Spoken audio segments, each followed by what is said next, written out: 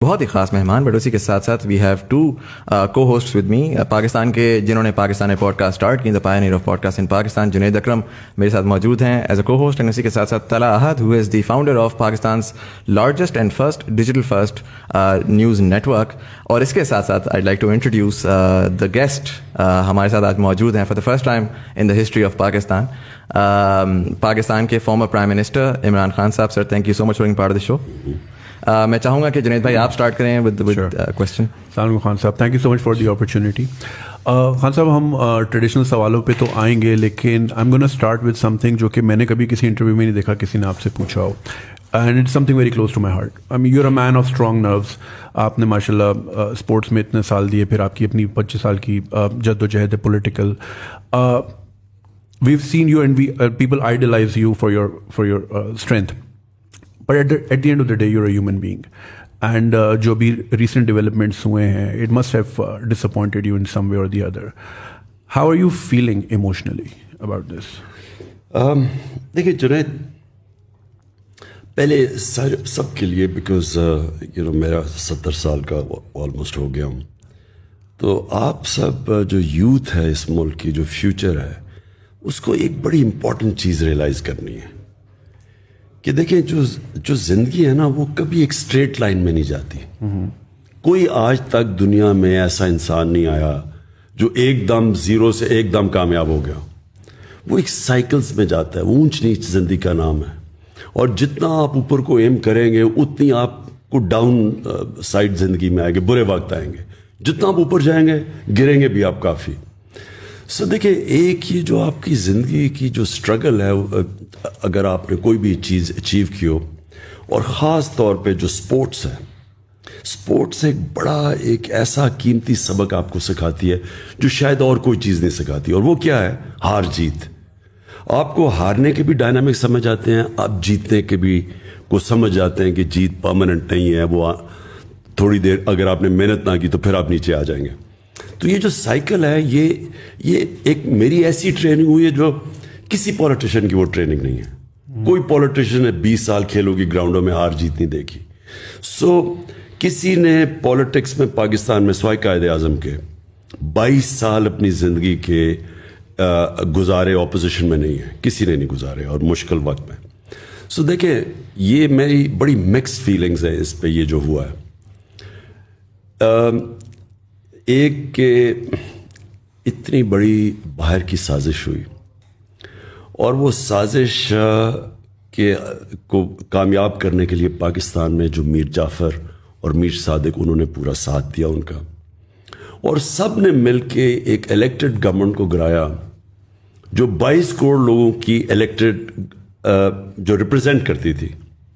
اور وہ گرایا باہر کی سازش کیوں تھی؟ ہماری کیا قصور تھا کہ ہم ایک انڈیپینڈنٹ فورن پالیسی چلانا چاہتے تھے. دیکھیں، انڈیپینڈنٹ کا مطلب اینٹی امریکن نہیں ہے.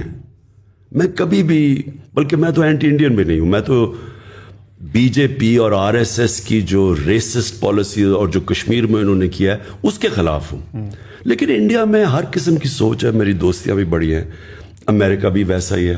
ٹرمپ کی ایڈمنسٹریشن سے میرے بڑے اچھے تعلقات تھے. بالکل. لیکن یہ جو انہوں نے کیا ہے، صرف انہوں نے اس لیے کیا کہ میں وہ پالیسیز چاہتا ہوں کہ ہماری دوستی بھی امریکہ سے رہے، لیکن جو ہمارے لوگوں کے مفادات ہیں، ہمارے جو انٹرسٹ ہے، ان کو کمپرومائز نہ کروں. میری نمبر 1 پرائرٹی 22 کروڑ پاکستانی ہے. وہ یہ چاہتے تھے کہ ہم روس کی ٹرپ بھی کینسل کریں، روس کے ساتھ کوئی ہم ٹریڈ بھی نہ کریں، چائنا کے ساتھ اپنے کانٹیکٹس لمٹ کریں اپنی ریلیشن شپ، اور پھر یہاں بیسز بھی وہ مانگ رہے ہیں. وہ چاہتے ہیں کہ افغانستان کو یہاں سے اگر انہوں نے جو بھی انٹرنیشنل ٹیررزم کو روکنا ہے تو پاکستان کو استعمال کیا جائے. میرے خیال میں پاکستان کو کبھی کسی اور کی جنگ اور کانفلکٹ میں کبھی ہمیں شامل نہیں ہونا چاہیے. ہمیں امن میں ہونا چاہیے، جنگ میں نہیں ہونا چاہیے. تو یہ انہوں نے اپنے انٹرسٹ سمجھے کہ میرے ہوتے ہوئے وہ پاکستان کو ٹیشو پیپر کی طرح نہیں استعمال کریں گے. جس طرح وار آن ٹیرر میں انہوں نے ہمیں استعمال کیا، 80,000 پاکستانی ہمارے مارے گئے ان کی جنگ لڑتے ہوئے. پاکستان کو برا بھلا بھی کہا گیا. سو یہ تھی نمبر 1 چیز جس کی وجہ سے انہوں نے یہ ساری سازش کی. ان کو مل گئے یہاں ریسیپٹیو لوگ, اور ان لوگوں کے اندر وہ تھے جنہوں نے, اور یہ بائی دا وے یہ ماڈل اگر آپ فالو کریں جو انہوں نے پرائم منسٹر مصدق کو ایران میں گرایا تھا, تو وہ ایگزیکٹلی یہی چیزیں تھیں. پہلے انہوں نے پیسے چلائے میڈیا پہ, اس کو برا بھلا کیا, پھر انہوں نے مصدق کی جو پارٹی کے اندر پولیٹیشنز تھے ان کو خریدا, پھر جو اپوزیشن تھی اسے ڈیمونسٹریشنز کروائیں, جس طرح انہوں نے لانگ مارچ وغیرہ کی, وہ وہی ماڈل تھا. اور ایونچولی پھر پہلے سازش ہوئی اور پھر مداخلت کی. لیکن جو مجھے خوشی ہوئی وہ, اب یہ میں نے مکس فیلنگز کہا, میں نے کبھی پاکستانی قوم کو اس طرح اکٹھے ہوتے نہیں دیکھا. جو عموماً یہاں پرائم منسٹر جاتا ہے لوگ مٹھائیاں بانٹتے ہیں, یہ پہلی دفعہ میں نے دیکھا کہ قوم, میں خود بھی نہیں ایکسپیکٹ کر رہا تھا اس طرح نکلے گی جس طرح وہ سڑکوں پہ نکلی. جو جلسے 10 دنوں میں 3 بڑے شہروں کے اندر ریکارڈ جلسے ہوئے اور پبلک خود چل کے آئی. تو ایک طرح مجھے خوشی یہ ہے کہ میں اب دیکھ رہا ہوں کہ ہم ایک قوم بننے جا رہے ہیں. انفارچونیٹلی ابھی تک ہم قوم نہیں بنے, ہم بٹے ہوئے ہیں لوگوں میں, حصوں میں, فرقوں میں, صوبوں میں, لسانیت کے طور پہ کہ جی میں پٹھان ہوں, میں پنجابی ہوں, میں اردو اسپیکنگ وغیرہ. اس کے اندر میں پہلی دفعہ دیکھ رہا ہوں کہ اس ساری قوم کے اندر ایک غصہ آیا, اور ساری قوم نے یہ فیل کیا کہ ایک تو انہوں نے ہمارے ملک میں مداخلت کر کے ایک الیکٹڈ گورنمنٹ گرایا, لیکن سب سے زیادہ لوگوں کو غصہ ہے کہ اس کے کرپٹ ترین لوگ جو 30 سال سے اس ملک میں چوری کر رہے تھے, جن کے اوپر کیسز تھے, 60% لوگ ضمانت پہ ہیں کیبنٹ جن کو انہوں نے مسلط کیا, جو شریف خاندان ہے وہ یا ضمانت پہ ہے یا کنوکٹڈ ہے, ان کو اوپر مسلط کر دیا. تو یہ ڈبل غصہ ہے لوگوں کو کہ ایک تو ان کی باہر سے امریکہ نے جو مداخلت کی, دوسرا یہ چور مسلط کر دیا, اور تیسرا جو پولیٹیکل لوگوں نے اپنے آپ کو بیچا, یعنی 20-25 کروڑ پہ بیچ کے جنہوں نے جا کے گورنمنٹ گرائی, ابھی تک کوئی عدالت نے ان کے کیس ایکشن نہیں لیا. دیکھیں نا, عدالت نے سو موٹو ایکشن بھی لے لیا, 12 بجے عدالتیں بھی کھول دی, لیکن جن لوگوں نے اپنے آپ کو بیچا ان کے اوپر کوئی ایکشن نہیں لیا جا رہا. تو اس کی وجہ سے مجھے میں جو دیکھ رہا ہوں مومنٹم, یہ انپریسیڈنٹڈ ہے پاکستان میں. تو مکس فیلنگز, ایک طرف مایوسی اور دوسری طرف خوشی کہ شاید اس کی وجہ سے ایک وہ پاکستان بن رہا ہے جو قائد اعظم کا پاکستان, جو علامہ اقبال نے سوچا تھا پاکستان کا. So you're seeing this as a blessing in disguise, whatever happened? میں سوچ رہا ہوں کہ یہ جو اب اگلا پاکستان کا فیز آ رہا ہے, اور بائی دا وے اس کے اندر یہ جو چینج آیا ہے, اس کے اندر سوشل میڈیا کا بہت بڑا ہاتھ ہے, کیونکہ انہوں نے میڈیا کو تو کنٹرول کر لیا. آپ نے دیکھا ہمارے زبان میں کہتے ہیں جی میڈیا کے اوپر پابندیاں, اس باری کلیم ڈاؤن کیا میڈیا میں, سوائے 1-2 چینلز کے, اور ان کو ہم سلام کرتے ہیں.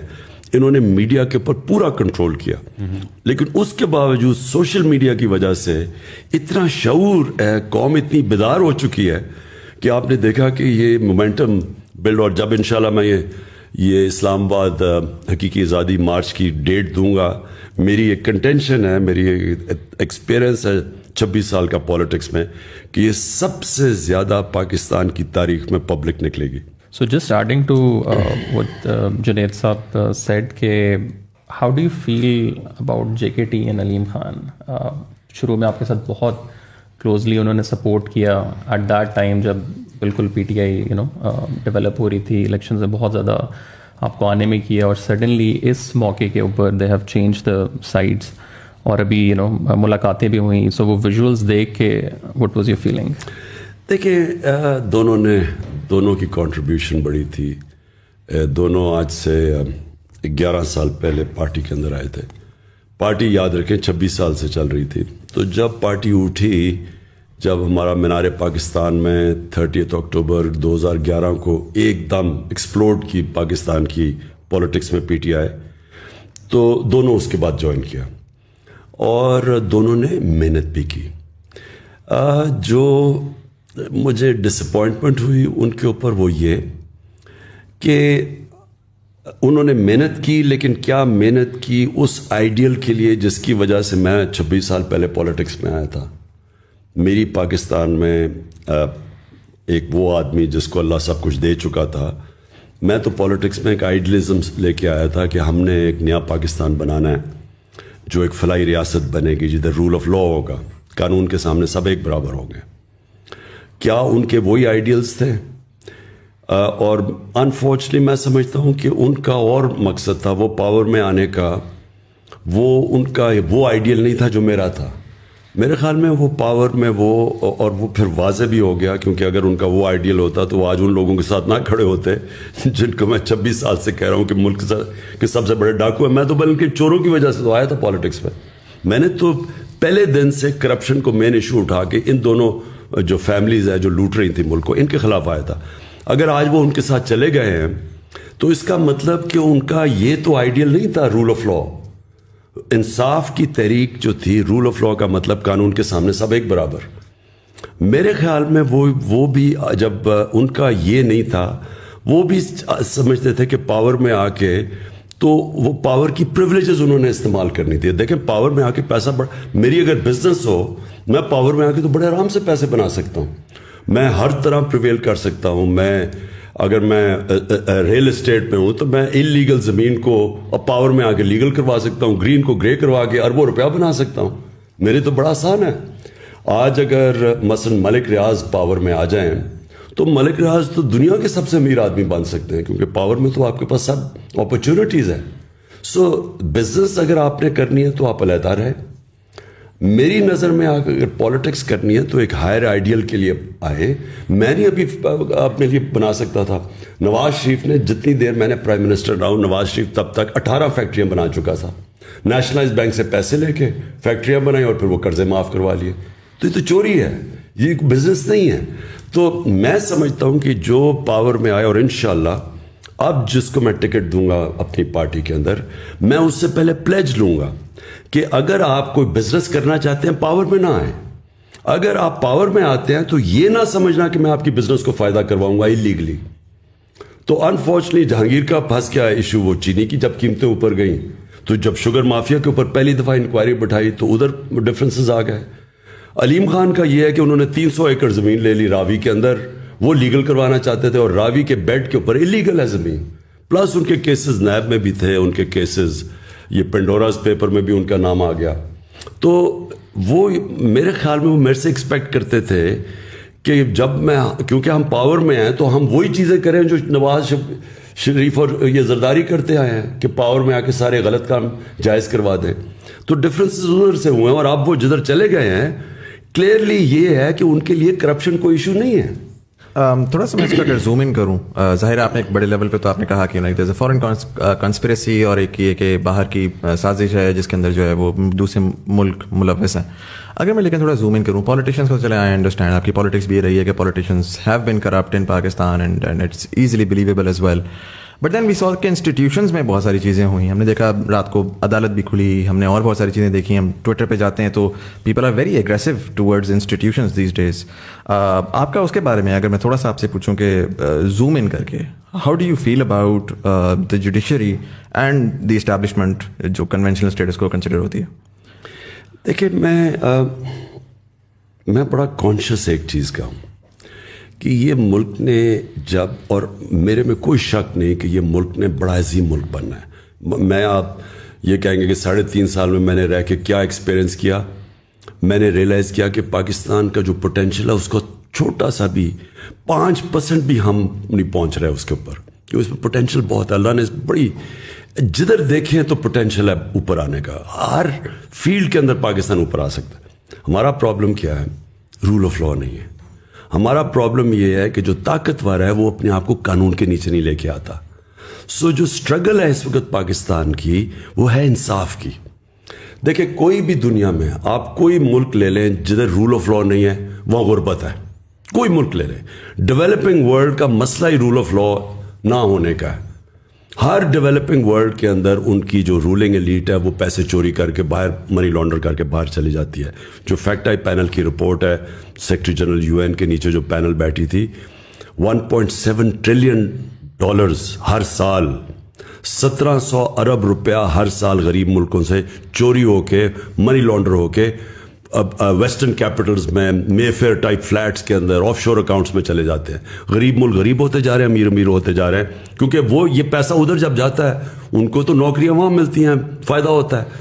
ہمارے ملک جدھر سے چوری ہو رہا ہے پیسہ وہ غریب ہو جاتا ہے. تو پرابلم کیا ہے؟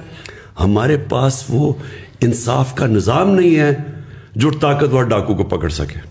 وہ صرف کمزوروں کو پکڑتا ہے. اور اس لیے ہمارے نبی صلی اللہ علیہ وسلم نے اس لیے انہوں نے یہ کہا تھا کہ جب ایک پریویلیج عورت تھی, قریش کی عورت, انہوں نے کہا جی اس کو سزا نہ دیں, تو انہوں نے تب کہا تھا, کیونکہ یہ تو جب قریش کی عورت ہے, اس نے جب چوری کی تھی, انہوں نے کہا کہ قوم تب تباہ ہوتی ہے جب چھوٹے چور کو آپ جیل میں ڈالیں اور طاقتور کو آپ NRO دے دیں, یعنی آپ چھوڑ دیں. یہ انہوں نے تب کہا تھا. آج ساری ڈیولپنگ ورلڈ کے اندر ایشو یہ ایک ہے کہ وہ طاقتور وائٹ کالر کرمنل کو نہیں پکڑ سکتے. ان کا جو سٹرکچر سارا بن گیا ہے, وہ یا پیسے ہوتے ہیں, پاورفل ہوتے ہیں, بچ جاتے ہیں. ابھی ساؤتھ افریقہ میں انہوں نے ایکس پریزیڈنٹ کو پکڑنے کی کوشش کی, وہاں جناب اس نے لوگ سڑکوں پر لگائے, کوئی 1200 لوگ مار گئے, وہ باہر پھر رہا ہے. تو جرت ان میں مورل اتھارٹی نہیں ہوتی طاقتور کو پکڑنے کی. تو ہمارا ایشو کیا ہے؟ میں یہ چاہتا ہوں کہ ہمارے جو ادارے ہیں وہ جب تک ان کے اندر یہ چیز نہیں آئے گی, مشنز ان کی, جب تک ان کے اندر یہ جہاد کا جذبہ نہیں آئے گا کہ طاقتور کو جیل میں ڈالیں, ان کو جب پکڑیں. یہ ایشو یہ ہے پاکستان کا. ہمارے جو بڑے انسٹیٹیوشن جو کر سکتے ہیں, میں نے 3.5 سال میں کیا دیکھا. اب ہم کیا کہ عدلیہ آزاد ہے, ہم تو کچھ نہیں کر سکتے تھے. نیب آزاد ہے, نیب ہمارے کنٹرول میں نہیں تھی. تو ہم کیا کرتے تھے؟ اب یہ شہباز شریف کا اوپن اینڈ شٹ کے ساتھ 16 ارب روپیہ پکڑا گیا ہے اس کے نوکروں کے نام پہ, جو FIA نے پکڑا. ہم وہ اس کو کنوکٹ ہی نہ کروا سکیں. یہ سال پہلے انگلینڈ میں ہوتا, ابھی تک 1.5 سال پہلے یہ جیل میں ہونا تھا. وہ کبھی اس کی کمر میں درد ہے, کبھی وہ بینچ ٹوٹ جاتا تھا, کبھی کچھ. ہمارا جو انصاف کا نظام تھا وہ پکڑتا ہی نہیں تھا اس کو. یہ ساروں کے جو کیس ہیں, ایک میں مزامل کمپلیٹ کر لوں. 95% جو کیسز ہیں نیب کے اندر وہ ہمارے زمانے کے پہلے سے ہیں. وہ 3.5 سال میں وہ کنوکٹ نہیں ہو سکے. سو یہ آپ کو کیا چیز سامنے آتی ہے؟ سامنے ہی آتی ہے کہ ہمارے اداروں میں کیپبلٹی نہیں ہے اور ول نہیں ہے پکڑنے کی. اور انفارچونیٹلی ہمارے اداروں کے اندر وہ لوگ بیٹھے ہوئے ہیں جو اس کرپٹ سسٹم سے فائدہ اٹھاتے ہیں. سو ہمیں جو کوشش کرنی چاہیے, دیکھیں کوشش جو کرنی چاہیے کہ ان اداروں کے اندر پبلک کا پریشر آئے. دیکھیں عوام کا, میں صرف ایک پریشر ہے آج, عوام کا پریشر پڑا ہوا ہے. عوام کا پریشر آنا چاہیے ان اداروں کے اوپر کہ آپ نے یہ جو کرمنلز ہمارے اوپر بٹھا دیے ہیں, یہ آپ کی ذمہ داری ہے, آپ ان کو پکڑیں. ہم نے شہری تو نہیں پکڑ سکتے نا ان کو. اور سب کو پتہ ہے یہ 30 سال سے چوری کر رہے ہیں پیسہ. میں 26 سال کے ان کے خلاف جہاد کر رہا ہوں, لیکن میں تو نہیں پکڑ سکتا نا. پکڑنا تو عدلیہ نے ہے, نیب نے پکڑنا ہے. ہم نے تو اپنا کام کر دیا تھا FIA میں. اب ان کو ساروں کو NRO 2 مل گیا. پہلے مشرف نے NRO 1 دیا, اب یہ NRO 2 مل گیا ان سب کو. ڈو یو تھنک کہ دیکھیں یہ تو چلیں آئی انڈرسٹینڈ, آپ نے کہا کہ ایک مورل وہ ہوتی ہے, اپنے اندر ایک سوچ ہوتی ہے جس کے تھرو یہ کریں گے. کیا ہم سوچ کے اوپر ریلائی کریں گے؟ Do you think there is a systematic change جو کہ پوٹینشلی آپ لے کر آ سکتے ہیں, جس میں جوڈیشل ریفارمس کی بات ہے یا اگین اسٹرکچرل چینج کی بات ہے, جس کے تحت مطلب کیا آپ ایسا کر سکتے ہیں؟ میں کہتا ہوں فار ایگزامپل پبلک سپورٹ بھی آ جاتی ہے. پبلک سپورٹ اسی طریقے سے آئے گی کہ مے بی ایک ارلی الیکشن کی کال ہو جاتی ہے, اس میں آپ پاور میں بھی آ جاتے ہیں. ازیوم کرتا ہوں کہ آپ پاور میں آ جاتے ہیں. What differently can you do اگر تو آخر میں انصاف کا یہی نظام ہے اور آپ کے پاس کوئی مینڈیٹ ہی نہیں ہے؟ دیکھیں جب آپ پاور میں آتے ہیں نا اچھی میجورٹی سے, آپ قانون چینج کر سکتے ہیں. آپ قانون وہ بدل سکتے ہیں, ہر جو قانون رکاوٹ بنے ہوئے ہیں ان کو جو بچاتے ہیں. جو میں نے سیکھا 3.5 سال میں کنونسڈ ہوں کہ اگر صحیح معنی میں میجورٹی نہیں ملے گی, میں پاور میں آنا ہی نہیں چاہتا. کیونکہ اس کا مطلب اس باری ہاتھ بندھے ہوئے تھے, ہر جگہ ہم جکڑے پھنس جاتے تھے. ہمارا ادھر سے قانون ہم لے کے آتا تھا, وہ سینٹ میں پھنس جاتا تھا جا کے. اچھا وہاں آتا تھا ہم وہ قانون ہی نہیں بدل سکتے تھے ان کو. اب ہم کرمنل لا ریفارمز ہم لے کے آئے کہ جلدی سسٹم ہو, لیکن وہ ہمارے پاس طاقت نہیں تھی کہ ہم ان کو انفورس کر سکتے. ہم نے سول پروسیجر کوڈ کی کہ 1 سال سے زیادہ زمین کا کیس نہیں چل سکتا, سارے سول 1 سال میں فیصلہ ہوں گے, لیکن وہ ہر جگہ کے اسٹے آرڈر مل جاتا تھا. ریگولیٹرز, میں آپ کو مثال دیتا ہوں کتنی فرسٹریٹنگ تھی.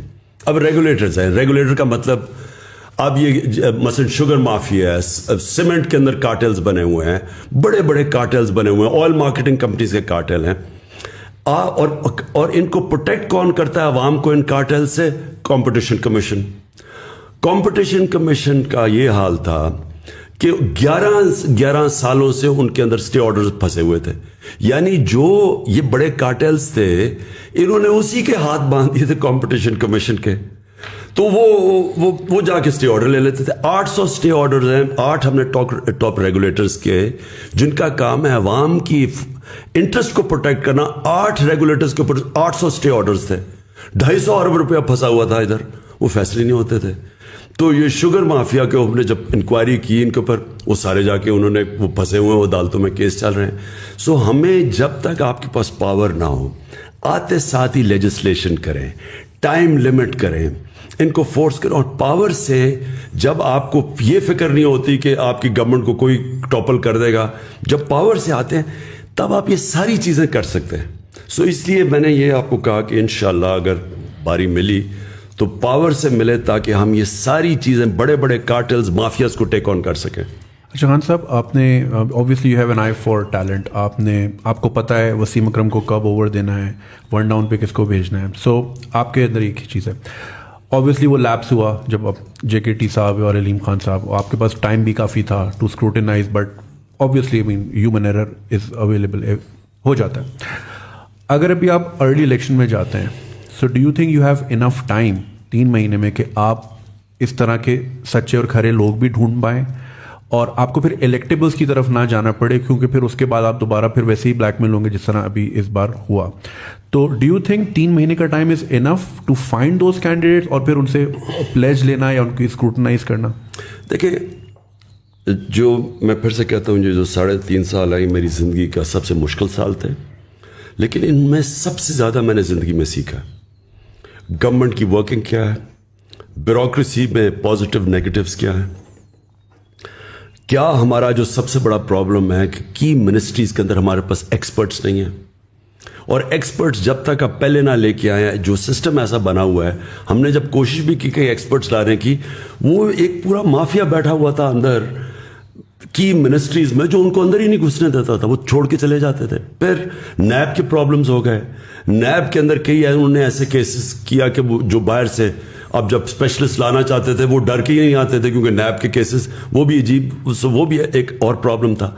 ये सारी चीज़ों की हमने अब देखा, तो हमें बाहर से कई एरियाज में की मिनिस्ट्रीज में एक्सपर्ट्स अभी से ही हम वो उनको ढूंढ रहे हैं कि हम जब आए तो हमारे पास एक्सपर्ट्स हो। हमारे पास वो एक्सपर्टीज नहीं है।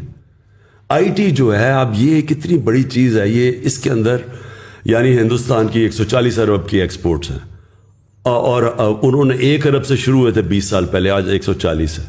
हमारा जरा हमने आके पहली 75% इंक्रीज हमारी IT एक्सपोर्ट्स के हुई हैं हमारे 2 सालों में, सिर्फ हमने रेगुलेशन। लेकिन इसके लिए भी आपको एक्सपर्ट्स चाहिए। दुनिया पाकिस्तानी सिलिकॉन वैली में ऐसे पाकिस्तानी हैं जिनसे हमारी बातचीत चल रही है। सो देयरफॉर कई मिनिस्ट्रीज में आपको प्रोफेशनल्स और एक्सपर्ट्स बाहर से लाने पड़ेंगे, अंदर एग्जिस्ट नहीं करते, नंबर 1। नंबर 2, अपने अंदर वो लोगों को हम अभी से सोच रहे हैं टिकट, जो लोगों की कमिटमेंट ही नहीं है, सिर्फ पावर में आते ही सिर्फ जाती मफादात के लिए हैं, उनको तो हम सफाया करेंगे। अब तो चाहे हार भी जाए इलेक्शन, उनको तो हमने टिकट्स नहीं देने। टिकट्स देंगे वो लोग जो कि कमिटेड हैं, जिनकी कोई आइडियलिज्म है, कम से कम कोर हमारे पास हो जो आइडियलिस्टिक है। वो हमने अभी भी फैसला किया कि हमने टिकट्स उन लोगों को देने। और सबसे बड़ी बात ये देखें, जब आपके पास, और जो हमने चीज़ें सीख ली हैं पार्लियामेंट्री डेमोक्रेसी में, अगर आपके पास मेजॉरिटी नहीं है, सही मेजॉरिटी, और आप आराम से पार्लियामेंट को नहीं चला सकते और गवर्न नहीं कर सकते, आप कभी भी रिफॉर्म्स नहीं कर सकते। जो हमारे पास एक कोलिशन गवर्नमेंट और थोड़ी सी अक्सरियत से थी, उसका सबसे बड़ा प्रॉब्लम ये था कि हम हर वक्त वनरेबल थे कि गवर्नमेंट चलेगी या नहीं। हर बजट के ऊपर हमें मुसीबत पड़ जाती थी कि जी नंबर पूरे होंगे या नहीं होंगे। हमारा सिस्टम ऐसा बना हुआ है सेनेट के इलेक्शंस का कि वहाँ पैसे चलते हैं। हाँ, ये जो इलेक्शन कमीशन बैठा हुआ है, सुप्रीम कोर्ट में हम गए, उसने मौका दिया सुप्रीम कोर्ट ने कि सेनेट के वोट को वेरीफाइबल कर दो ताकि ये पैसा ना चले, पता तो चले कि वोट, क्योंकि सीक्रेट बैलेट है उसमें बिक जाते हैं लोग। उस इलेक्शन कमीशन ने रिजेक्ट कर दिया। यूसुफ रजा गिलानी का बेटा पैसे देते हुए पकड़ा गया, उसने उसको छोड़ दिया। तो हमारा जो सिस्टम बन चुका है ना, वो सिस्टम ही इनकरेज करता है करप्शन। ये सब चीज़ खत्म होगी जब आपके पास अक्सरियत हो, भारी अक्सरियत हो। खान साहब, दूसरा आपको क्या लगता है कि इस्टेब्लिशमेंट के साथ व्हाट वेंट रॉन्ग? मतलब पूरा बयानिया जो पिछले 3-4 साल में हम लोग सुन रहे थे कि पहली दफ़ा फ़ौज और हुकूमत एक पेज के ऊपर है, और पिछले 3-4 महीने तक भी यही वाली चीज़ थी। सो अचानक आपके ख्याल से कोई ऐसा इवेंट हुआ है जिसकी वजह से चीज़ें फ्लिप हुई हैं? आपको पर्सनली क्या लगता है?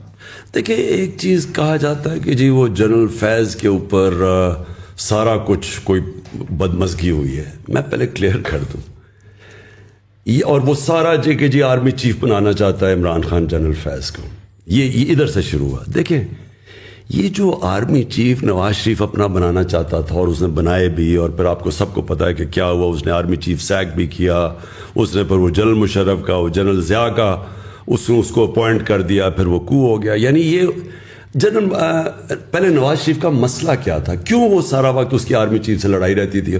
क्योंकि वो आर्मी को कंट्रोल करना चाहता था, वो आर्मी को पंजाब पुलिस बनाना चाहता था। वो क्यों बनाना चाहता था? क्योंकि उसने सारे पाकिस्तान के इदारों को कंट्रोल कर लिया था। सारे पाकिस्तान के जो इदारे जो उसको चेक कर सकते थे, FBI थी, नैब थी, ये सब उसके कंट्रोल में थे।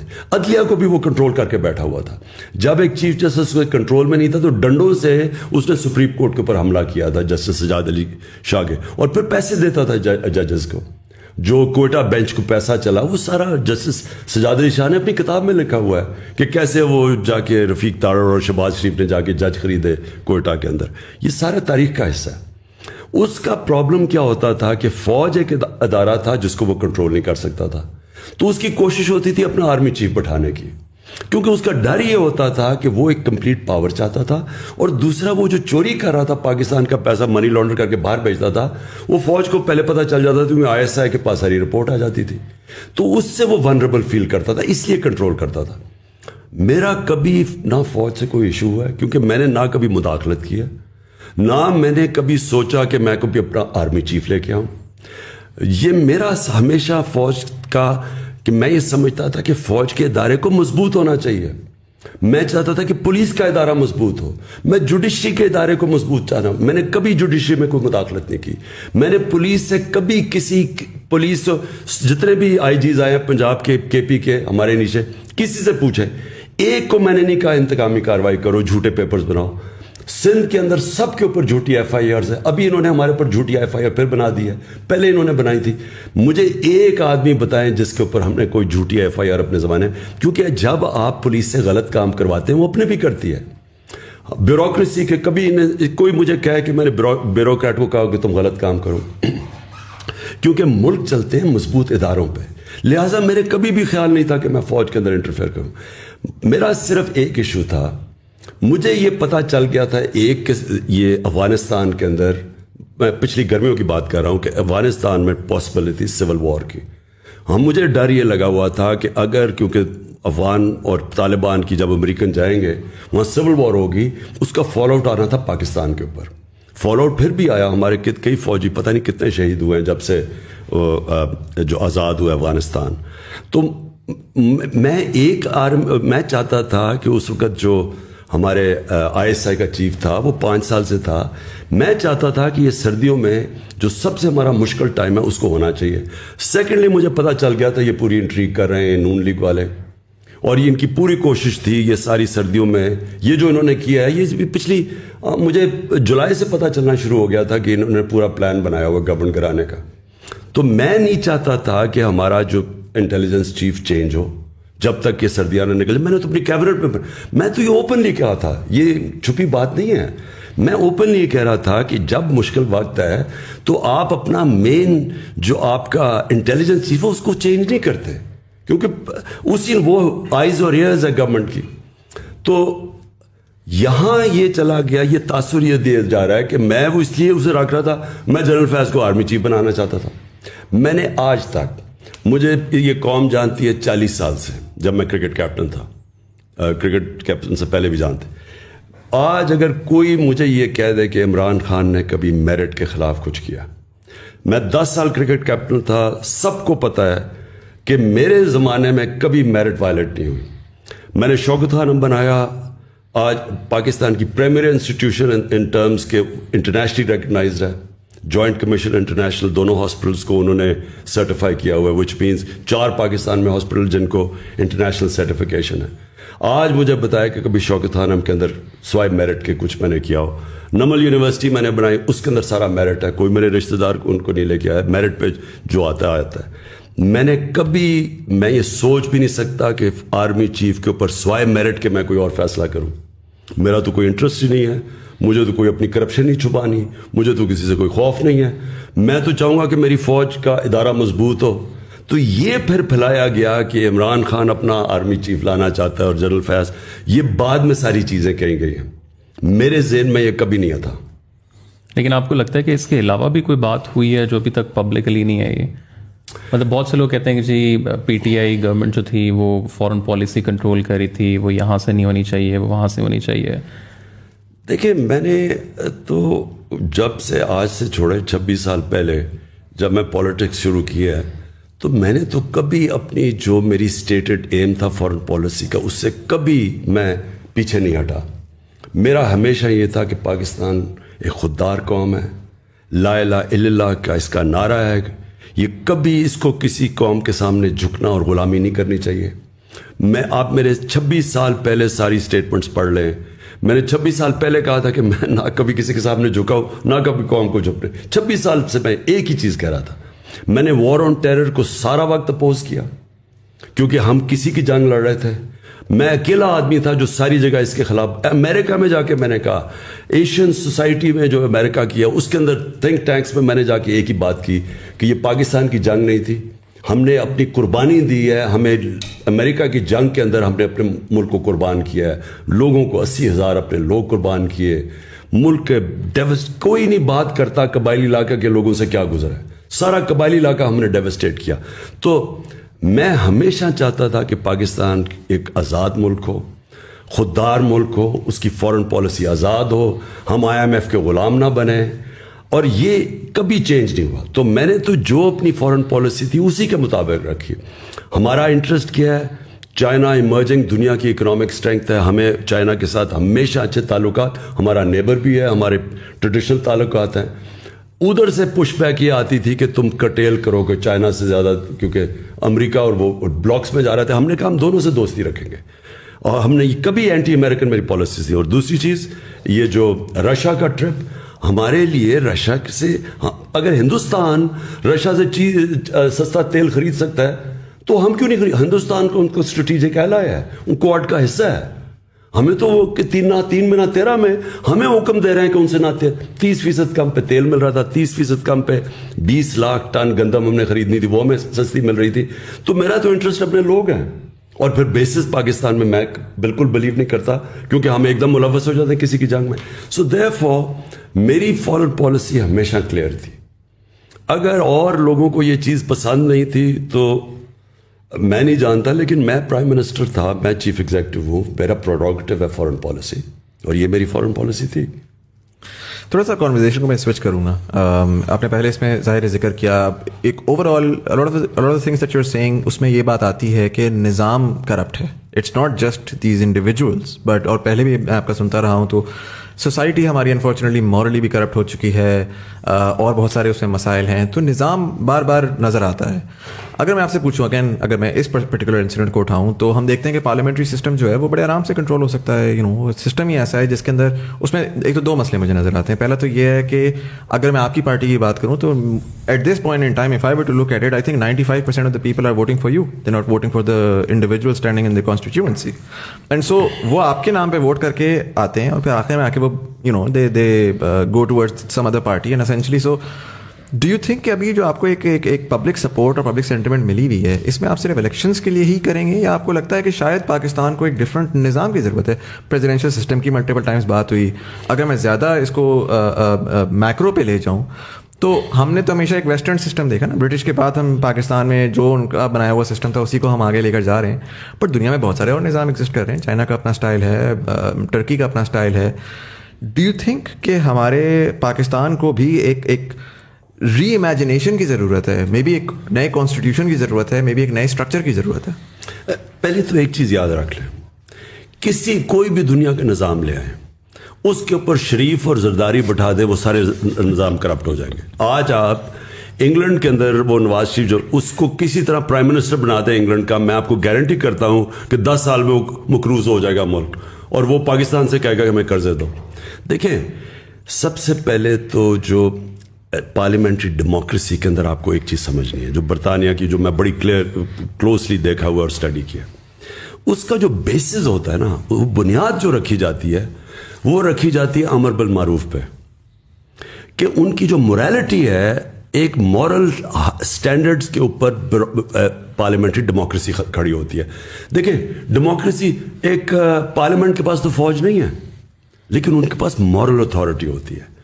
जिस वक्त आपकी डेमोक्रेसी में मॉरल स्ट्रेंथ चली जाती है, उस वक्त हमारे मुल्क में हमेशा फौज आती है और लोग मिठाइयाँ बांटते हैं, क्योंकि जब वो खो बैठते हैं ना अपनी इखलाकी जवाज़, क्योंकि डेमोक्रेसी चलती इखलाकियात के ऊपर है। क्यों ये पहली दफ़ा हुआ है कि एक दफ़ा एक गवर्नमेंट को गिराया गया और लोग सड़कों पे आ गए? क्योंकि हमारी गवर्नमेंट ने इखलाकी जवाज़ नहीं खोया था।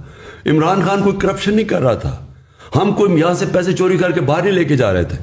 इसलिए लोगों को एक गुस्सा आया कि बाहर की मुदाखलत, और अंदर से मीर जाफरों ने गिरा दी, इसलिए पब्लिक निकली।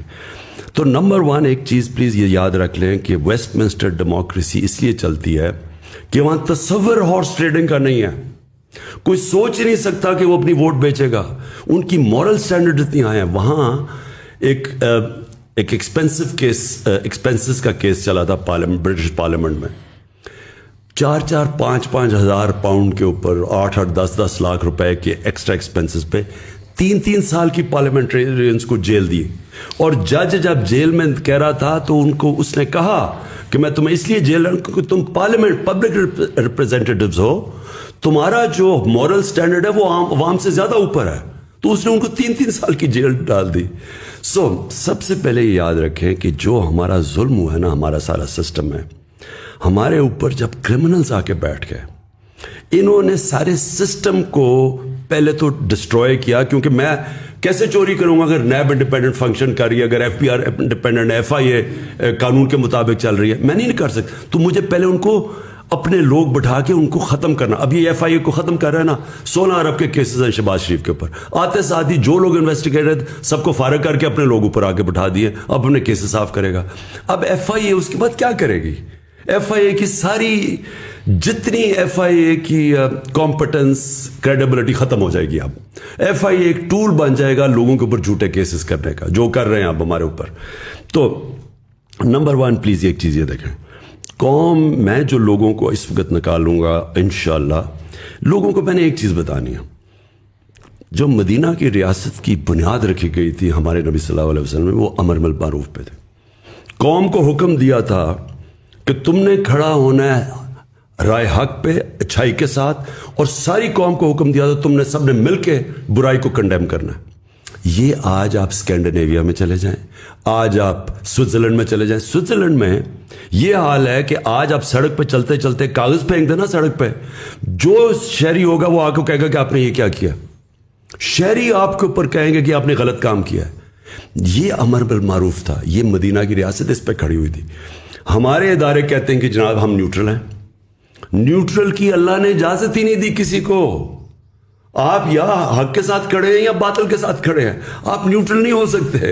तो ये कहना, आप देख रहे हैं बड़े बड़े डाकू आके ऊपर बैठ गए हैं और कहे जी मैं तो न्यूट्रल हूं।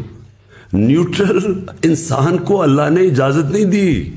आप जब अगर आप हक और बातिल की जंग में आप न्यूट्रल हो जाएं, इसका मतलब आप बातिल का साथ दे रहे हैं।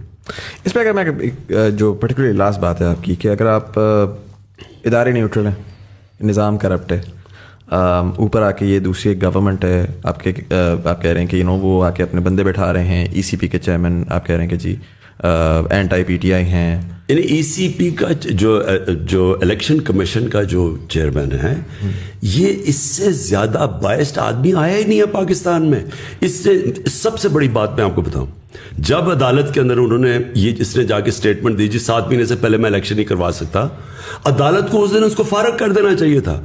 कॉन्स्टिट्यूशन के अंदर लिखा हुआ है कि 3 महीने में इलेक्शन कमीशन ने इलेक्शन करवाने की तैयारी रखनी चाहिए। 90 ڈیز سے زیادہ اگر گورنمنٹ آج جاتی ہے تو 90 ڈیز میں آپ کو الیکشن کروانا ہے. یہ کس منہ سے کہہ رہا تھا مجھے 7 مہینے دو؟ اس کا مطلب کہ کمپٹنٹ، اس کو اس دن سیک کر دینا چاہیے تھا. اس نے اس لیے کیا کیونکہ اس نے یہ گورنمنٹ کا موقف جو تھا شہباز شریف وغیرہ کا کہ جناب ابھی الیکشن نہیں ہونے چاہیے، تو اس نے ان کا ساتھ دیا ہے. نہیں بٹ سو مائی کوشچن ہے کہ میں کہتا ہوں ٹھیک ہے ای سی پی یا الیکشن کمیشن کے چیئرمین جو ہیں وہ بھی بائسڈ ہیں، آپ کے جو ہیں وہ ادارے بھی نیوٹرل ہیں، پبلک سپورٹ ہے undoubtedly and we've seen that in جلساز throughout Pakistan as well and social media کے پہ بڑا ایویڈنٹ ہے. What makes you so sure کہ آنے والی الیکشن جو ہے وہ آپ you even have a fighting chance then? Because lot of your supporters are just like کہ یار فائدہ ہی نہیں ہے، یہ تو ٹائمز آیا ہے، یہ تو ٹھیک ہے ہم ساری اپنی نوائز نکال لیں گے، لیکن at the end of the day جب پورا نظام اگر کرپٹ ہے تو what's is it even worth fighting for? نظام میں انسان بیٹھے ہوئے ہیں، وہ سارے انسانوں کے گھروں میں بیوی بچے ہیں، وہ سارا اس وقت جو بیوی بچے ہیں وہ سارے کھڑے ہو گئے ہمارے ساتھ آ کے. یہ جو پبلک ہے ان کے اندر اس طرح اتنا بڑا چینج آیا ہے کہ کوئی بھی نہیں ایکسپیکٹ کر رہا تھا. جو سازش کر رہے تھے وہ یہ ایکسپیکٹ ہی نہیں کر رہا تھا کہ اس طرح پبلک سڑکوں پہ کھڑی ہو جائے گی. انہوں نے تو سوچا تھا مٹھائی بانٹنے کی. انہوں نے کیا انہوں نے ایک کیریکٹر اسیسینیشن پوری کیمپین تیار کی. انہوں نے کرنا کیا تھا، انہوں نے کہنا جیسے اس کو ہٹانا ہے، پہلے تو لوگوں نے کہنا ہے کہ اتنا ان پاپولر ہو گیا کیونکہ انہوں نے میڈیا پہ پوری کیمپین چلائی ہوئی تھی. مصدق کے اگینسٹ پہلے میڈیا پہ کیمپین چلی تھی، پیسے CIA نے پیسے خرچ کر کے کیمپین چلائی تھی. اور جب وہ کیمپین چل پڑی پھر جب اس کو ہٹانا تھا تو لوگوں نے خوش ہونا تھا اور پھر اس کی باقاعدہ کیریکٹر اسیسینیشن کرنی تھی جو انہوں نے تیار کی ہوئی ہے کیمپین. یہ ایکسپیکٹ ہی نہیں کر رہے تھے کہ پبلک اس طرح کھڑی ہو جائے گی. تو یہ خود شوق میں، اور یہ بھی نہیں ایکسپیکٹ کر رہے تھے کہ اداروں کے اندر لوگ سارے ہمارے ساتھ کھڑے ہو گئے ہیں. اس وقت اداروں کے اندر ان کے فیملیز سارے آج کھڑے ہیں. میں کیوں سمجھتا ہوں کہ اس وقت جو چینج آئے گا، یہ میں پہلی دفعہ اپنے 26 سال کی پالیٹکس میں بلکہ اپنی زندگی میں نے کبھی اتنا بڑا چینج جو اب آ رہا ہے میں نے کبھی ایسا نہیں دیکھا. ہاں صاحب، ابھی آپ مورل سٹینڈنگ کی بات کر رہے تھے، مجھے تھوڑا چیزوں کو گراس روٹ پہ اس پرسپیکٹو سے دیکھنا مجھے ذرا پریفر کرتا ہوں. مورل سٹینڈنگ آتی ہے اچھی تربیت سے، اس میں آپ کی ہر چیز انوالو ہو جاتی ہے. آپ کے گھر میں کیا تربیت دی جا رہی ہے، آپ کے اسکول میں، تعلیمی اداروں میں، آپ کے مدرسوں میں، جہاں سے بھی آپ تعلیم لے رہے ہیں. آپ اگر آج دیکھیں جین زی جو ہے، میں ان سے ذرا تعلق بہت کلوزلی کنیکٹڈ رہتا ہوں ان کے ساتھ میں. آپ ٹی وی کے چینلز گھمائیں، پورے 70 چینل جتنے بھی ہیں، آپ کو بچوں کا ایک کانٹینٹ نہیں دکھتا. And I think we owe it to the children, کیونکہ ہم نے اپنی جیسی زندگی گزار لی. یہ آپ جو بھی جد و جہد کر رہے ہیں آپ آنے والی نسلوں کے لیے کر رہے ہیں، رائٹ؟ وہ کہتے ہیں نا، you never get to experience the shade of the tree that you plant. تو کسی بھی چینل پہ بچوں کا کوئی بھی پروگرام نہیں آتا اور نہ ہی کوئی سائنس کا پروگرام آتا ہے. کسی زمانے میں نیشنل جیوگرافک اور ڈسکوری آتے تھے ہندی میں، لیکن چونکہ وہ ہندی میں آتے تھے تو وہ ہندو کنسیڈر کیے گئے، وہ بین ہو گئے. بچے مانگتے ہیں انسپریشن. ظاہر ہے بہت سارے بچوں نے آپ کو دیکھا، انسپائر ہوئے، آج وہ ٹیم میں کھیل رہے ہیں، ماشاءاللہ اچھی پرفارمنس کر رہے ہیں. تو جب آپ کے پاس ہیروز بھی نہیں ہوں گے، آپ ان کو کوئی انسپریشنل کانٹینٹ بھی نہیں دکھائیں گے، آپ ان کو چاہے وہ ریلیجیس کانٹینٹ ہو یا سائنٹیفک کانٹینٹ ہو. میری فواد چودھری صاحب سے بھی اس معاملے میں ڈسکشن ہوئی تھی جب وہ منسٹری آف سائنس ہیڈ کرے، تو ان کو آئیڈیاز اچھے لگے، مگر وہ ظاہر بات ہے کہ ہماری جو بھی گورنمنٹ آتی ہے وہ اپنا سارا ٹائم لڑائی میں نکال دیتی ہے اور وہ کام ہو نہیں پاتا. وہ اپنے آپ کو بچانے میں پورا ٹائم نکل جاتا ہے. پہلا سال سمجھ آتا ہے، آخری سال الیکشن کی تیاری تھی، بیچ میں جو 3 سال ہوتا ہے اس میں بھی کووڈ آ گیا.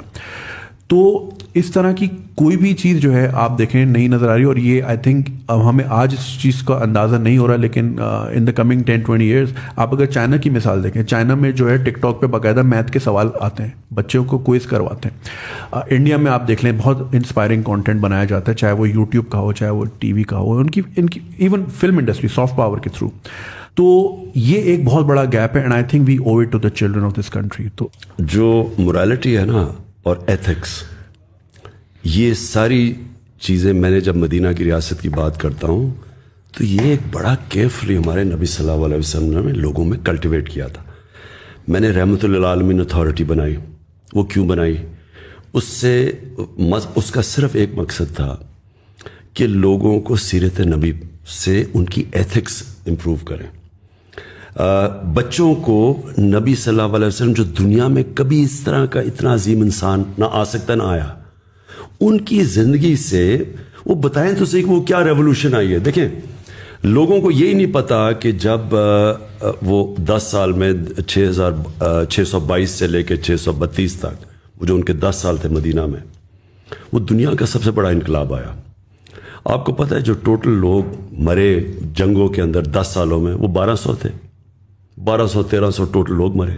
سو ایکچولی وہ ایک فکری انقلاب آیا تھا, اس ذہن چینج ہوئے تھے, انسان چینج ہوئے تھے. وہ جب تک آپ سیرت نبی نہ پڑھیں تو آپ کو پتہ ہی نہیں چلے گا کہ وہ کیا ہوا تھا. ہم نے اس لیے فیصلہ کیا کہ بچوں کو پڑھائیں سیرت نبی.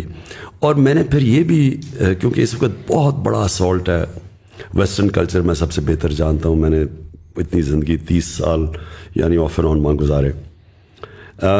جب تک ہم آپ نے جو بات کی میڈیا کے اوپر کانٹینٹ, ٹی وی پہ, فلموں میں, ہم اس کو اپنی کلچر اور اپنی دین کے ساتھ سنکرونائز نہیں کریں گے, ہم پھنسے رہیں گے بالی ووڈ اور ہالی ووڈ, جن کے کلچر ہمیں پوری طرح سمجھ نہیں ہے کہ ان کی وہ کانٹینٹ نے کتنا بڑا ان کے کلچروں میں فائدے کیا کروایا اور نقصان کیا کروایا. آج وہاں فیملی سسٹم ٹوٹ چکا ہے. ہندوستان کے اندر ان کا جو ہالی ووڈ بالی ووڈ کلچر ہے وہ ان کی فیملی سسٹم کو ڈیوسٹیٹ کر رہا ہے. ہم اس کو جب اپنائیں گے تو ہمیں پتہ چلنا چاہیے کہ اس کے کانسیکوینس کیا ہے. اس وقت پاکستان اور مسلم دنیا میں جو چیز بچی ہوئی ہے وہ ہے ہمارا فیملی سسٹم. آپ جتنی ولگیرٹی اپنے ملک کے اندر لے کے آئیں گے, اور آپ ٹی وی پہ اور آپ موبائل فون کے اوپر جو کانٹینٹ ہے, جو پون ہے, اس کے اوپر جس طرح کی چیزیں ہیں, آپ جتنا اس کو بڑھاتے جائیں گے اس کا ڈائریکٹ امپیکٹ پڑتا ہے فیملی سسٹم پہ. جو پردے کا کانسیپٹ ہے وہ صرف کپڑوں کا نہیں ہے. سارا پردے کا اگر آپ صحیح معنی میں کوئی ایکسپلین کریں لوگوں کو, اس کے پاس فلسفہ ہے کیا, وہ بیسکلی فیملی سسٹم کو بچانے کے لیے. آپ جتنی ولگیرٹی بڑھائیں گے, فاشی بڑھائیں گے, آپ کا فیملی سسٹم افیکٹ ہو. ہالی ووڈ کے اندر ایک شادی کی ایوریج لائف سپین 2.5 سال ہے.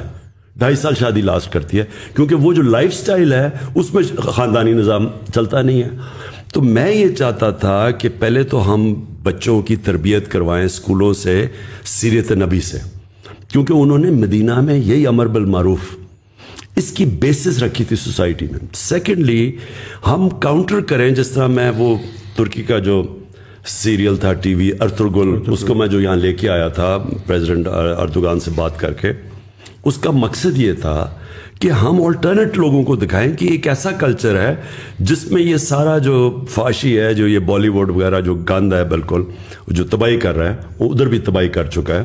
ہالی ووڈ کے اندر جو ہم نے اپنی پہلے ایڈلٹس ہوتی تھی 50 سال فلم کیا ہوتی تھی, اور آج آپ دیکھ لیں اور اس کا ایفیکٹ دیکھ لیں معاشرے میں. تو ہمیں دیکھیں کلچر ایکسچینج ہمیشہ ہوتا ہے, لیکن ایک ملک میں ایبلٹی ہونی چاہیے کہ کون سی کلچر کی چیزیں ہم نے لینی ہے اور کون سی نہیں لینی. آپ اگر پوری طرح چیزیں لے آئیں گے, اس کا جو آپ کو کانسیکوینسز ہی نہیں پتا کہ آپ کی سوسائٹی پہ کیا ہو. اس کا سب سے بڑا آج کانسیکوینس ہے کہ آپ فاسٹسٹ رائزنگ کرائم آج پاکستان میں, جب میں نے آئی جیز بلا کے ان سے چیک کیا تو چائلڈ ابیوس اور ریپ یہ سب سے تیزی سے بڑھ رہی ہے پاکستان میں کرائم.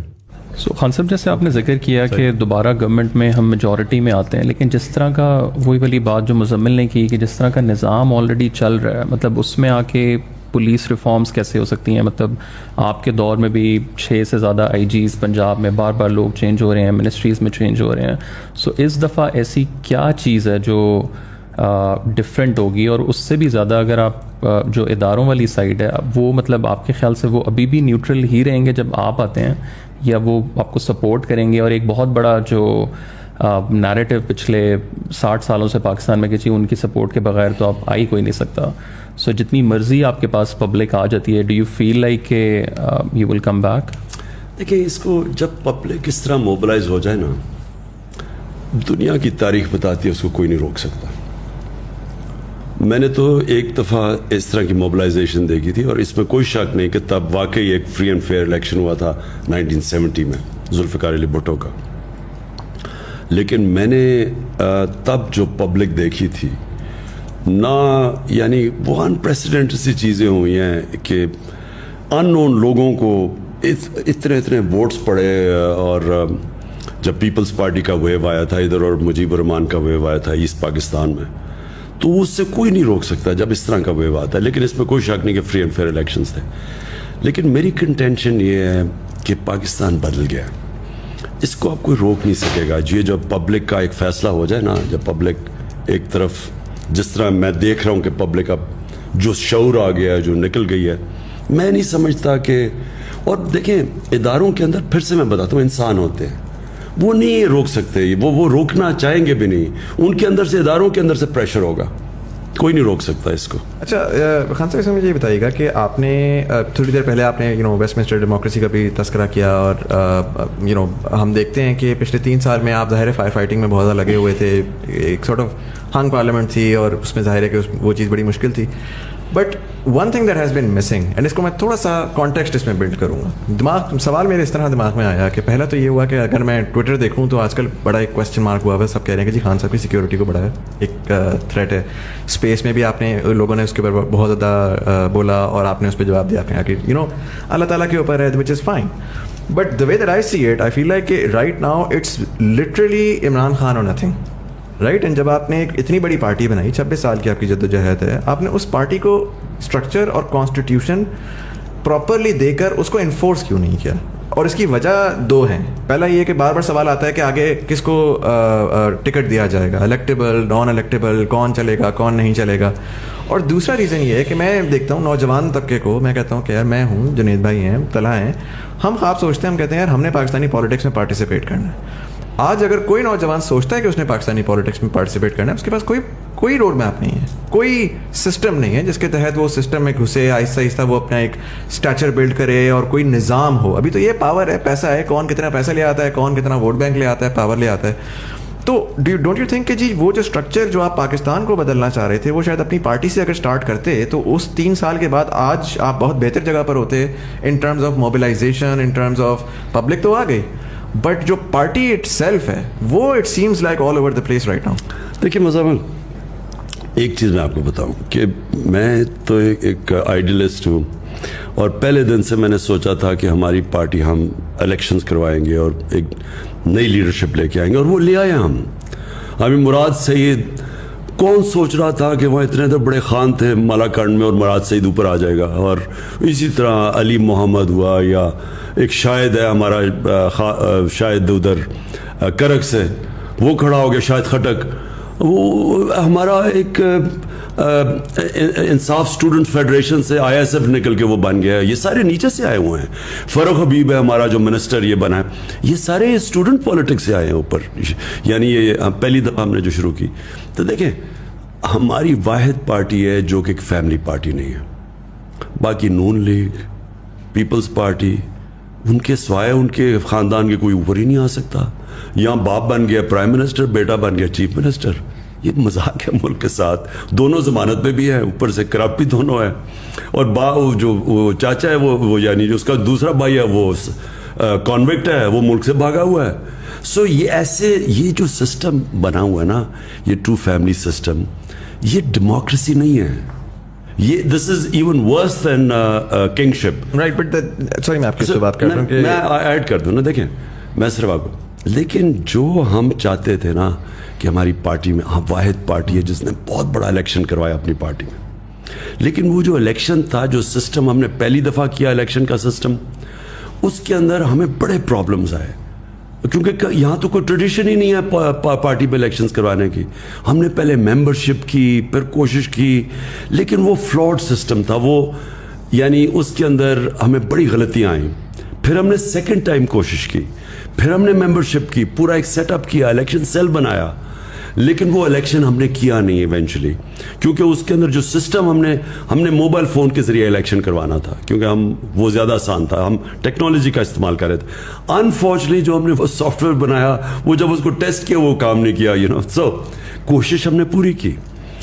میں صرف آپ کو یہ کہنا چاہتا ہوں کہ پاکستان میں اس وقت یہ سیکنڈ چیز ہے کہ اس میں کوئی شک نہیں کہ اس وقت عمران خان ہے اور PTI ہے, لیکن یہ جو اس وقت ہم جس میں پڑے ہوئے ہیں نا, اس وقت میری پارٹی الیکشن سے زیادہ امپورٹنٹ یہ ہے کہ سارا کرپٹ سٹیٹس کو ایک طرف ہے اور عمران خان اور PTI ایک طرف ہے. سر لیکن اگر اس میں خدا نہ خواستہ عمران خان کو نکال دیں تو پھر PTI کس جگہ پہ کھڑی ہوگی؟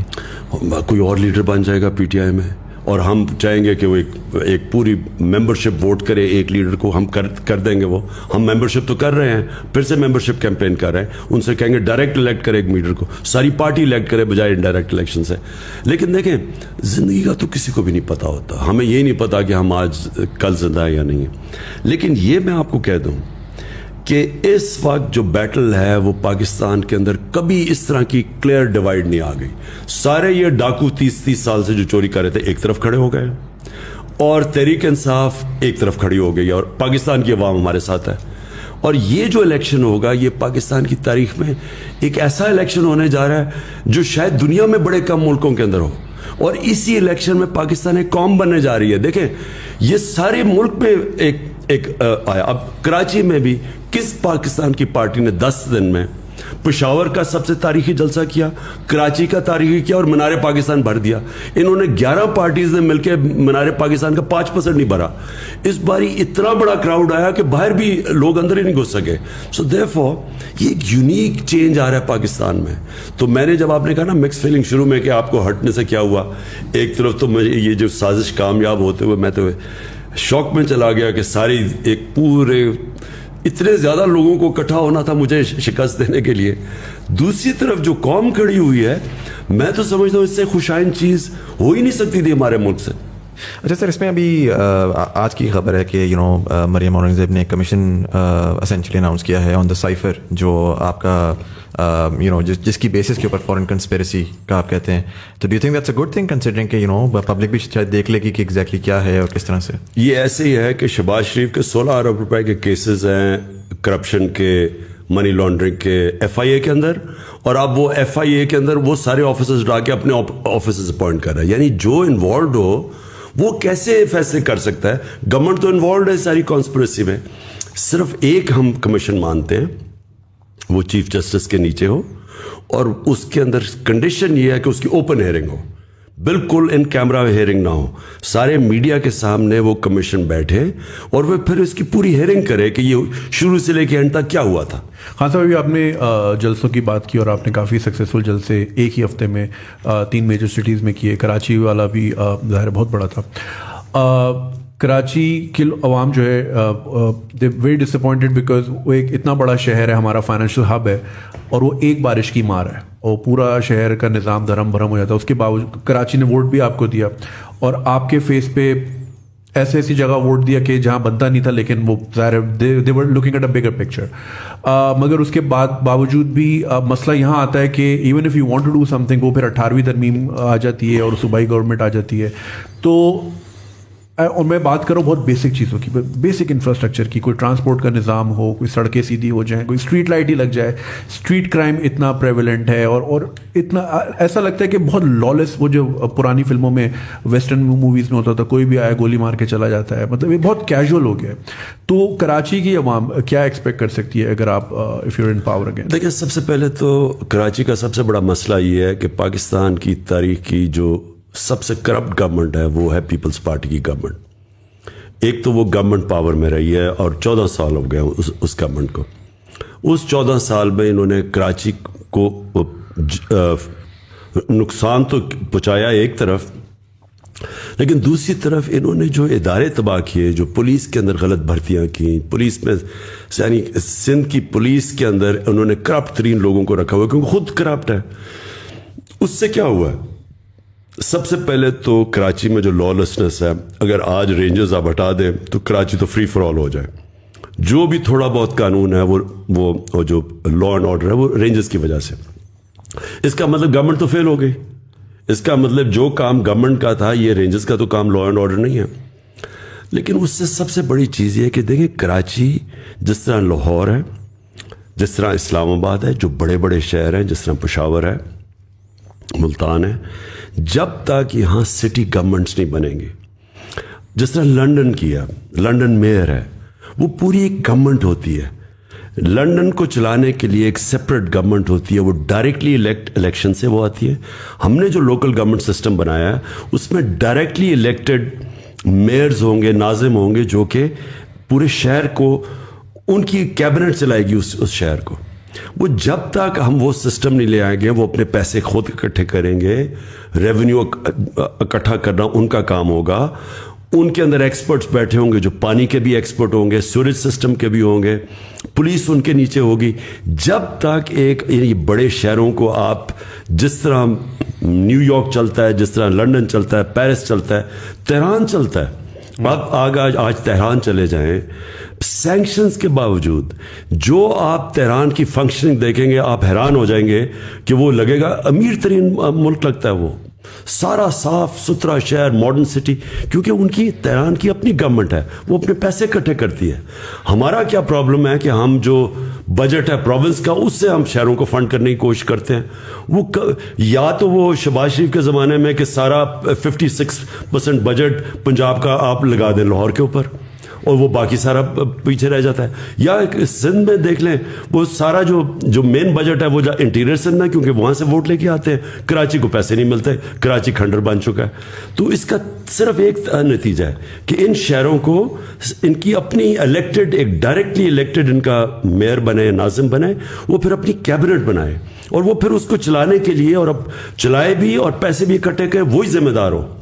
آپ یقین نہیں کریں گے, میں جب بھی اسلام آباد یا لاہور آتا ہوں میں اکثر لوگوں کو دیکھتا ہوں باہر سے ہاتھ ڈال کے گیٹ کنڈی کھول کے چلے جاتے ہیں. ہمیں گلی کے کونے سے پہلے فون کر دینا ہوتا ہے کہ گیٹ پہ آ جاؤ, کیونکہ وہ جو تھوڑی دیر آپ کی گاڑی کھڑی ہوتی ہے اور گیٹ کھلتا ہے اس میں ٹرانزیکشن ہو جاتی ہے. تو مطلب ہمارے لیے اتنا ایلین کانسیپٹ ہے کہ اے ٹی ایم کے اندر بندہ جاتا ہے نا تو باہر والا اندر والے سے ڈر رہا ہوتا ہے, اندر والا باہر والے سے ڈر رہا ہوتا ہے.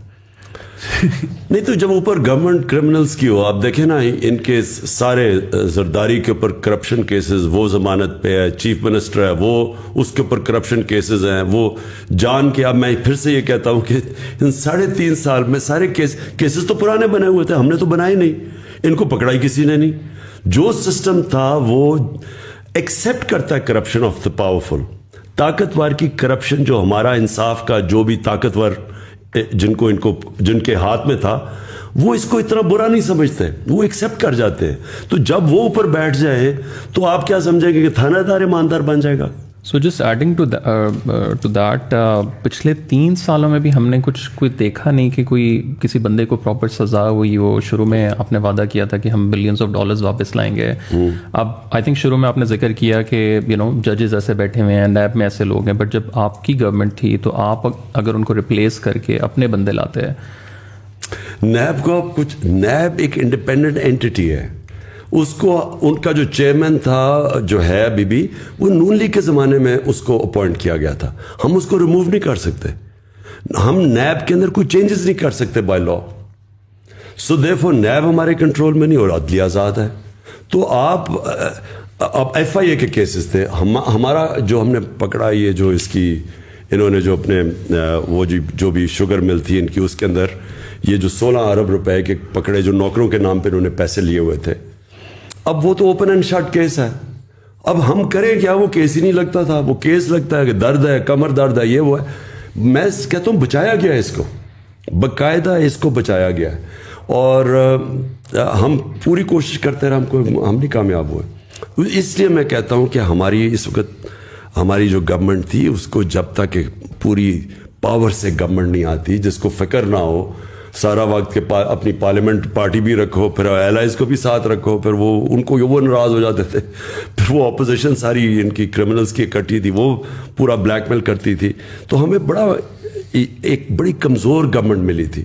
تو اس لیے میں ہمیشہ کہتا ہوں کہ اگر مجھے اس طرح کی آگے گورنمنٹ ملی, بہتر یہ ہے کہ ہم اپوزیشن میں بیٹھے بجائے گورنمنٹ چلائیں.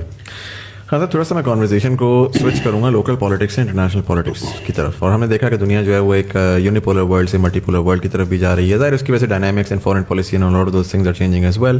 ایک چیز پرٹیکولرلی میں آپ کی پالیٹکس میں نوٹس کر رہا ہوں کہ آپ پہلے ایک sort of nationalism, anti corruption, local اس کے اوپر تھے, but recently you became more of an anti imperialist, in the context of کہ پرٹیکولرلی पोस्ट ब्रिटिश एम्पायर का कोलैप्स हमने देखा कि ज़ाहिर है वो एक जो गली का बुली था, वो ब्रिटिश एम्पायर था, वो हटा तो एक और बुली इमर्ज किया at the end of the day. और हमेशा होता है निज़ाम में जो पावरफुल होता है वो उस तरह से होता है.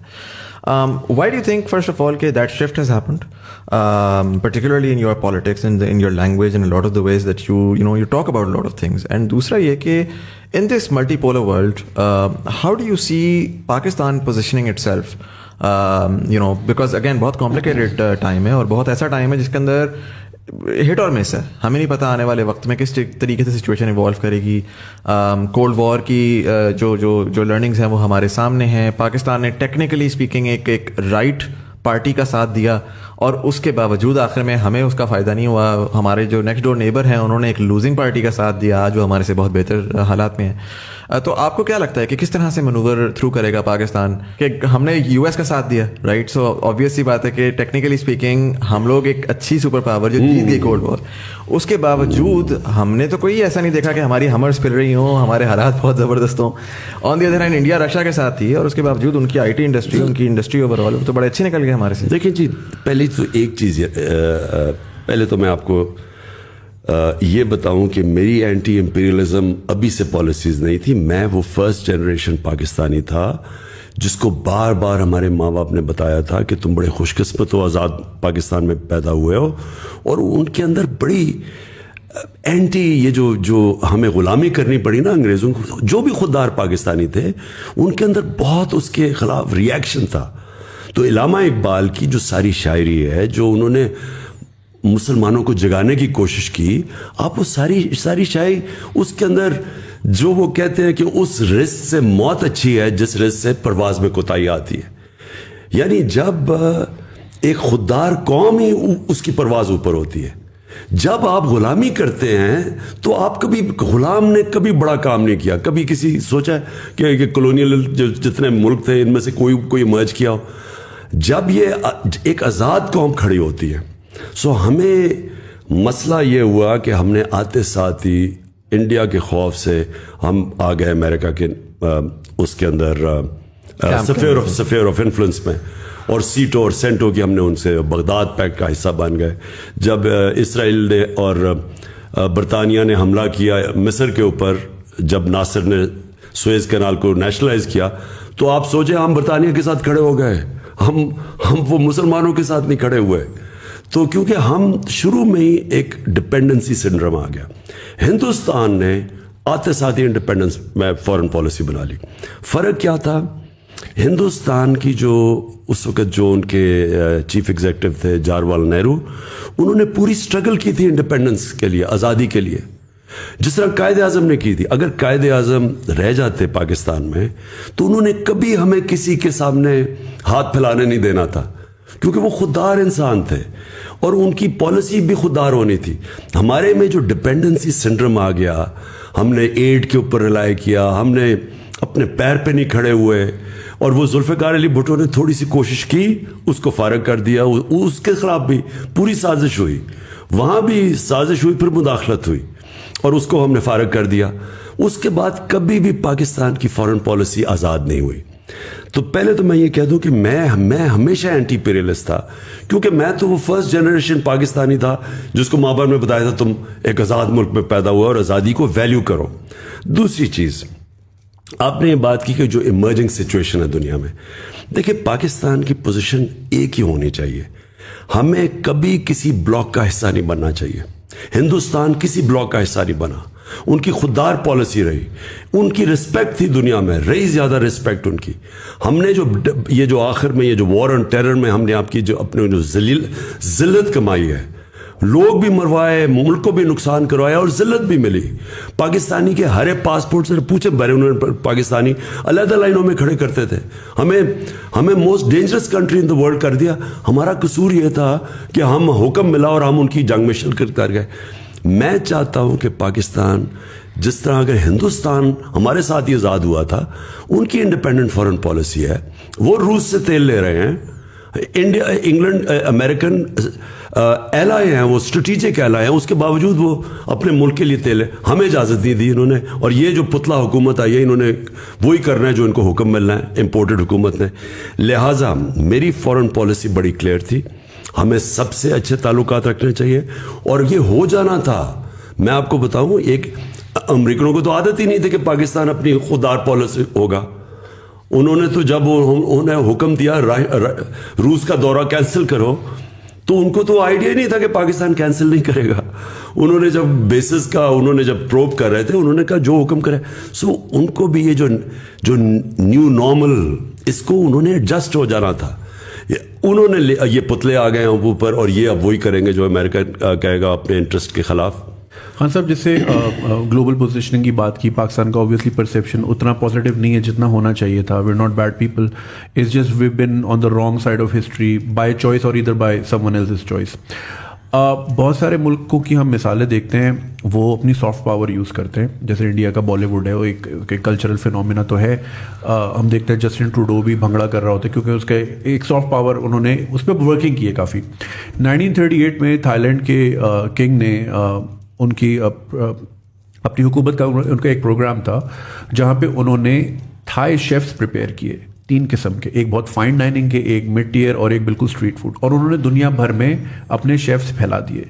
آپ کو اگر اسٹریٹ فوڈ کھانا ہے, آپ کو نیو یارک میں بھی ملے گا, آپ کو فائن ڈائن کرنا ہے لنڈن میں بھی ملے گا. تو اس سے لوگوں میں پرسیپشن, ایک تھرسٹ پیدا ہوئی کہ یار اگر تھائی فوڈ لنڈن میں اتنا اچھا مل رہا ہے آکسفورڈ اسٹریٹ پہ, تو تھائی لینڈ میں کتنا اچھا ہوتا ہوگا. اور اس کا رزلٹ آج ہم دیکھتے ہیں کہ Thailand billions of dollars جو ہے خالی ٹورزم کی مد میں کماتا ہے. یہ چیزیں ہمارے یہاں اس طرح کی پالیسیز پہ کام ہوتا ہی نہیں. مینگو ڈپلومیسی ہم اتنی زبردست کر سکتے ہیں پوری دنیا میں, بہت ڈیمانڈ کریٹ کر سکتے ہیں, لیکن انفارچونیٹلی ہم اس طرف سوچتے نہیں ہیں. ایک انٹرنل سافٹ پاور ہوتی ہے, جیسے بنگلہ دیش نے جو ہے سیڈ پلانٹ کی اپنی عوام میں. انہوں نے اپنا سکہ جو جاری کیا, جو ان کے کرنسی کا تھا, اس میں انہوں نے جو امیجری یوز کی, انہوں نے دکھایا ایک ماں ہے, ایک باپ ہے اور 2 بچے ہیں. اور سکہ ہر غریب آدمی کی جیب میں جاتا ہے, تو ان کا ایک مینٹل میپنگ ہوئی کہ 2 بچے کرنے. تو انہوں نے پاپولیشن مینجمنٹ وہاں سے کرنا شروع کی, جس کا رزلٹ آج کافی ہم حد تک دیکھتے ہیں. دوسرا, 2000 کی دہائی میں انہوں نے ایک اور سکہ جاری کیا جس میں ایک بچہ اور لڑکی دونوں بیٹھے ہیں اور دونوں کے ہاتھ میں کتاب ہے. سو انہوں نے ایک میسج کنوے کیا کہ دونوں کو پڑھانا ہے, جس کا رزلٹ آج ہم دیکھتے ہیں کہ بنگلہ دیش میں خواتین جو ہیں ان کا رول بہت زیادہ ہے انڈسٹریز میں. اور ابھی شری لنکا کے جو کرائسس ہوئے, ساری انڈسٹری موو ہو کے بنگلہ دیش چلے گئی, ہمارے ملک سے بہت گئی ہے. تو خواتین کا رول بھی بہت امپورٹنٹ ہے, اور ہمارے ملک میں 51% خواتین ہیں اور کافی حد تک مارجنلائزڈ ہیں, فریڈم ان کو اتنا نہیں ملتا. ہم ایک بہت بڑا ریسورس ضائع کر رہے ہیں اس طرح سے, چاہے وہ پالیسیز ہوں, چاہے وہ ہماری اپنی ذاتی سوچ ہو. تو ان چیزوں پہ ہم کیا کام کر سکتے ہیں جو کہ آنے والے 20-25 سالوں میں ہمیں اس کا فروٹ حاصل ہو؟ دیکھیں, پہلے تو یہ جو سافٹ پاور ہے نا, میں اس کا کوئی زیادہ فین نہیں ہوں. یہ سافٹ پاور کی ہم بار بار پہلی دفعہ ہم نے مشرف کے دور میں سنی تھی سافٹ پاور, اور وہ ہوتا یہ تھا کہ باہر سے جب ڈیلیگیشن آتے تھے تو ہم فیشن شوز ان کے سامنے کر دیتے تھے کہ جی یہ ہماری سافٹ پاور ہے. یا پھر وہ ایک دفعہ شوق عزیز گیا کہ جارڈن, تو مجھے کسی دوست کا ٹیلی فون آیا, کہتا پاکستان گیا ہوا ہے جارڈن اور اپنے ساتھ ٹروپ لے کے گیا ماڈلز کی جو کہ وہاں کیٹ واک پہ چڑھے ہوئے, یہ بتانے کے لیے کہ پاکستان سا. اور انلائٹنڈ ماڈریشن, یہ بھی ایک مذاق تھا جس کی کسی کو آج تک سمجھ نہیں ہے کہ وہ مطلب کیا اس کا. یہ ہوتی ہے جب آپ میں احساس کمتری ہو, تو آپ لوگوں کو خوش کرنے کے لیے بتاتے ہیں کہ جی ہم بھی آپ ہی کی طرح ہیں. یعنی اگر آپ فیشن شوز کر سکتے ہیں تو ہم بھی کر سکتے ہیں. اس سے کبھی کسی ملک کو عزت نہیں ملی. ہندوستان کو آپ نے پہلے نام لیا, ہندوستان کو عزت اس لیے ملی کہ انہوں نے اپنی عزت کروائی. کبھی مجال ہے ہندوستان میں کھڑے ہو کے یورپین یونین کے امبیسڈرز ہندوستان کو کہیں گے جی آپ یوکرین کے اوپر کنڈیم کریں رشیا کو؟ کسی کی ضرورت ہے کرنے کی؟ کیونکہ ان کو ریئیکشن آئے گا ہندوستان سے. ان کے پولیٹیشینز, ان کے لوگ الائنڈ ہیں, وہ اپنی جو ساورنٹی ہے اس کے ساتھ کھڑے ہو جاتے ہیں. ہم نے یہ اپنے یہ آخری 30 سالوں میں خاص طور پہ رمزی وہ جو ایمل کانسی کا, اس کو ہم نے امریکنوں کو پکڑا دیا. اس کے وکیل نے جب جج نے پوچھا کہ یہ تو کوئی قانون کاروائی کے بغیر آپ نے پکڑ کے اس کو لے آئے, کڈنیپ کر کے لے کے آئے ہیں, اس کے وکیل نے جج کو کہا کہ کڈنیپ کر کے لے کے آئے ہیں. تو جج نے پوچھا اس سے, پھر اس نے دونوں وکیلوں سے, اس نے کہا کیوں نہیں انہوں نے کاروائی کی؟ تو اس وکیل نے وہاں کہا ایمل کانسی کہ پاکستانی اپنی ماں بھی بیچ دے پیسے کے پیچھے. डॉलर्स के पीछे। सो जब आप अपनी इज्जत नहीं करवाते, ये ना एक्सपेक्ट करें दुनिया इज्जत करेगी। जब आप ग्वांटानामो में पकड़ पकड़ के पैसे लेके यहाँ से लोग पकड़ा के उनको दे रहे हैं और वो यहाँ आके FBI फिर रही है और CIA कॉन्ट्रैक्टर्स पकड़ के लोग लेके, कॉन्ट्रैक्टर पकड़ के 2 लोग मार देता मजांग के अंदर और हम सारा डर के पकड़ा देते हैं अमेरिकनों के हाथ, उसको कानून कार्रवाई नहीं करते, तो दुनिया इज्जत नहीं करती। पहली चीज अपनी इज्जत करवाएं। आपने दुनिया से इज्जत करवानी है, पहले अपनी इज्जत खुद करें, और वो तो शुरू होती है एक इंडिपेंडेंट खुददार फॉरेन पॉलिसी से, और कौम तब खड़ी होती है। देखिए आपने, अगर हम कब से भीख मांगते फिर रहे हैं, कब से कर्जे लेते फिर रहे हैं, कब से एड पर डलाई कर रहे हैं, जब वो सऊदी अरेबिया हमारा जो जाता है प्राइम मिनिस्टर, सारी कौम इंतजार जी क्या पैसा लेके आएगा। जिधर वो आया जी चाइना से, मैं जब बना मुझे इतनी एम्बैरेसिंग होता था कि हमारा मुल्क बैंकरप्ट था, मुझे पैसे मांगने पड़ते थे कर्जों के पीछे, ये सऊदी अरेबिया, UAE, चाइना से। मैं आपको यकीन दिलाऊं कि 3.5 साल में जो मुझे सबसे ज्यादा शर्म आई वो तब आई जब मुझे इनसे पैसे मांगने पड़ते थे। क्यों नहीं हमने कभी फैसला किया कि हम अपने, और मैं आपको यकीन दिलाता हूं जिस वक्त हम कौम बन गए, यहां इतना पैसा है ना, यहाँ पैसे की कमी है, इस मुल्क के अंदर रिसोर्सेज की कमी नहीं। अभी आपने टूरिज्म की बात की, मैं आपको गारंटी करता हूं कि जो पाकिस्तान में टूरिज्म पोटेंशियल है, शायद ही दुनिया में किसी मुल्क में। हमारे पास रिलीजियस टूरिज्म, हमारे पास दुनिया में unique mountain tourism, skiing Pakistan में यूनिक है, हमारे ये जो कोस्टल बेल्ट है सारी, ऐसी वहाँ कोस्टल बेल्ट के ऊपर बीचेस हैं जो मैंने कहीं दुनिया में भी नहीं देखी, एमरल्ड पानी है वहाँ, लेकिन कभी किसी ने सोचा ही नहीं। ये अनटैप्ड है हमारा मुल्क। क्यों वजह है? जब आप दूसरे से भीख मांगने के और कर्जे लेके गुजारे करें, और आप सारों के घर हो, छुट्टियां आपकी लंदन में हो, आपके बड़े बड़े महलात वहाँ हो, बिजनेसेस वहाँ हो, आपको क्या पता कि पाकिस्तान में क्या है। मेरा बिलीफ ये है कि ये जो सॉफ्ट पावर तब आएगी, हम पहले अपनी इज्जत करें, अपने कल्चर को प्रमोट करें। नुसरत फतेह अली खान हमारा सॉफ्ट पावर इसलिए थी क्योंकि वो उसमें पाकिस्तानियत थी, वो एक अपना कल्चर का हम प्रोजेक्ट कर रहे थे। हम करते क्या है कि या फैशन शोज करो, ना तीते रहते हैं ना बटेर रहते हैं, और इससे रिस्पेक्ट ही मिलती। सब coming back to the local politics, एक सवाल सोशल मीडिया पे बहुत ज़्यादा पिछले 2-3 सालों में चलता रहा है कि खान साहब का बुज़दार साहब के साथ क्या ख़ास मोहब्बत का रिश्ता है, कि बहुत दफ़ा हुआ कि वो जा रहे हैं आ रहे हैं, बहुत से लोकल पार्टीज चाहती थी कि वो चले जाएं, उससे पहले बहुत से लोग उनको जानते भी नहीं थे। So what was like your relationship? देखिए हमारा असल में हुआ क्या, हम एक्सपेक्ट कर रहे थे शाह महमूद कुरैशी, उन्होंने 2 सीटों पे इलेक्शन लड़े थे, तो हम एक्सपेक्ट कर रहे थे कि शाह महमूद जीतेंगे इलेक्शन और वो फिर बनेंगे पंजाब के चीफ मिनिस्टर। वो इलेक्शन हार गए। जब वो इलेक्शन हार गए तो हमारे पास उस वक्त चॉइस ये थी कि हम अलीम खान को बनाते थे। अलीम खान के ऊपर करप्शन केस हो गया नैब में, तो हमने उस्मान को मैंने इसलिए चूज किया, एक कि उसकी टोटल लॉयल्टी थी। जब मैंने उस्मान को कहना था कि अगर हम किसी और को रिप्लेस करना चाहते तो वो तैयार थे, उनका कोई प्रॉब्लम नहीं था। और जब मैंने उन्हें कहा तो उन्होंने आराम से अपना इस्तीफा दे दिया, यानी कि उनको कोई प्रॉब्लम नहीं हुआ। दूसरा इशू, दूसरी वजह जिसको मैंने और किसी को नहीं चूज किया, उस्मान को, उस्मान सबसे गरीब जो इलाका है पंजाब का, DG खान के ट्राइबल एरिया से थे। ना वहाँ पानी है, ना वहाँ बिजली है, ना वहाँ हॉस्पिटल्स हैं। उनकी मुझे जो सबसे चीज़ ये थी कि उनको पता था कि आम आदमी मुश्किलों में गुजारा कैसे करता है। मेरी जो सारी मिशन स्टेटमेंट है वो ये है कि हमने लोगों को गुर्बत से निकालना है। तो उस्मान के दौर में जो सोशल प्रोटेक्शन प्रोग्राम्स आए, और जो सबसे बड़ा पाकिस्तान की तारीख का हेल्थ कार्ड, हेल्थ इंश्योरेंस हर खानदान को देने का फैसला किया, आप इमेजिन नहीं कर सकते कि ये मेरे नहीं ख्याल में कि और किसी ने माना था। उस्मान को इमीडिएटली समझ आ गई कि गरीब आदमी अगर उसके खानदान के पास हेल्थ इंश्योरेंस हो और किसी भी हॉस्पिटल में अपना इलाज करवा सकता है। ये याद रखें कि हेल्थ इंश्योरेंस में प्राइवेट हॉस्पिटल्स में जिधर कोई गरीब आदमी सोच भी सकता है घुसने का, आज वो जाके अपना इलाज करवा सकता है। डॉक्टर्स हॉस्पिटल में मैंने 2 तो जानता हूं जिन्होंने जाके हार्ट के ऑपरेशन करवाए हैं, जो बेचारा गरीब आदमी घुस भी नहीं सकता, एक ड्राइवर ने जाके करवाया। तो ये जो उसकी थी ना, कि जो उसकी एम्पैथी थी, उसकी जो उसके अंदर जो इंसानियत थी, वो मुझे बड़ा अपील किया। کہ کیونکہ میں نے جب انٹرویو کیا تو میں نے اسے پوچھا کہ تم کیا کرنا چاہتے ہو. وہ کہتا ہے جی لوگوں کو بنیادی چیزیں ضرور, پانی مل جائے لوگوں کو, صاف پانی, لوگوں کے پاس بجلی پہنچ جائے, اور پھر ہاسپٹل ہو. یعنی جب ایک تکلیف میں انسان ہوتا ہے, دیکھیں جب تکلیف میں ہوتا ہے نا انسان, ایک گھر میں بیماری ہو گئی اور آپ کے پاس کہیں جانے کی جگہ نہیں ہے, وہ بے بسی وہ صرف وہ جانتے ہیں جو گزرے ہو. تو مجھے اس کی بڑی یہ چیزیں پسند آئی, اور میں سمجھتا ہوں کہ اس نے بڑا اچھا کام کیا عثمان نے.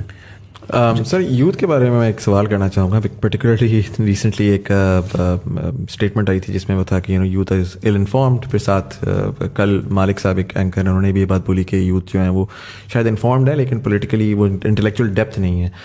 آئی فیل لائک کہ بڑا 60% of the population is youth right now. Pakistan میں دیکھ رہا تھا کہ اگر میں 18 سے 30 کی عمر نکالوں تو جو آپ کا ووٹ بینک ہے اس میں 44% ووٹ جو ہے وہ اس پاپولیشن کا. اسینشلی اگلی الیکشن یہ ڈیفائن کر سکتے ہیں کون جیتے گا کون نہیں جیتے گا.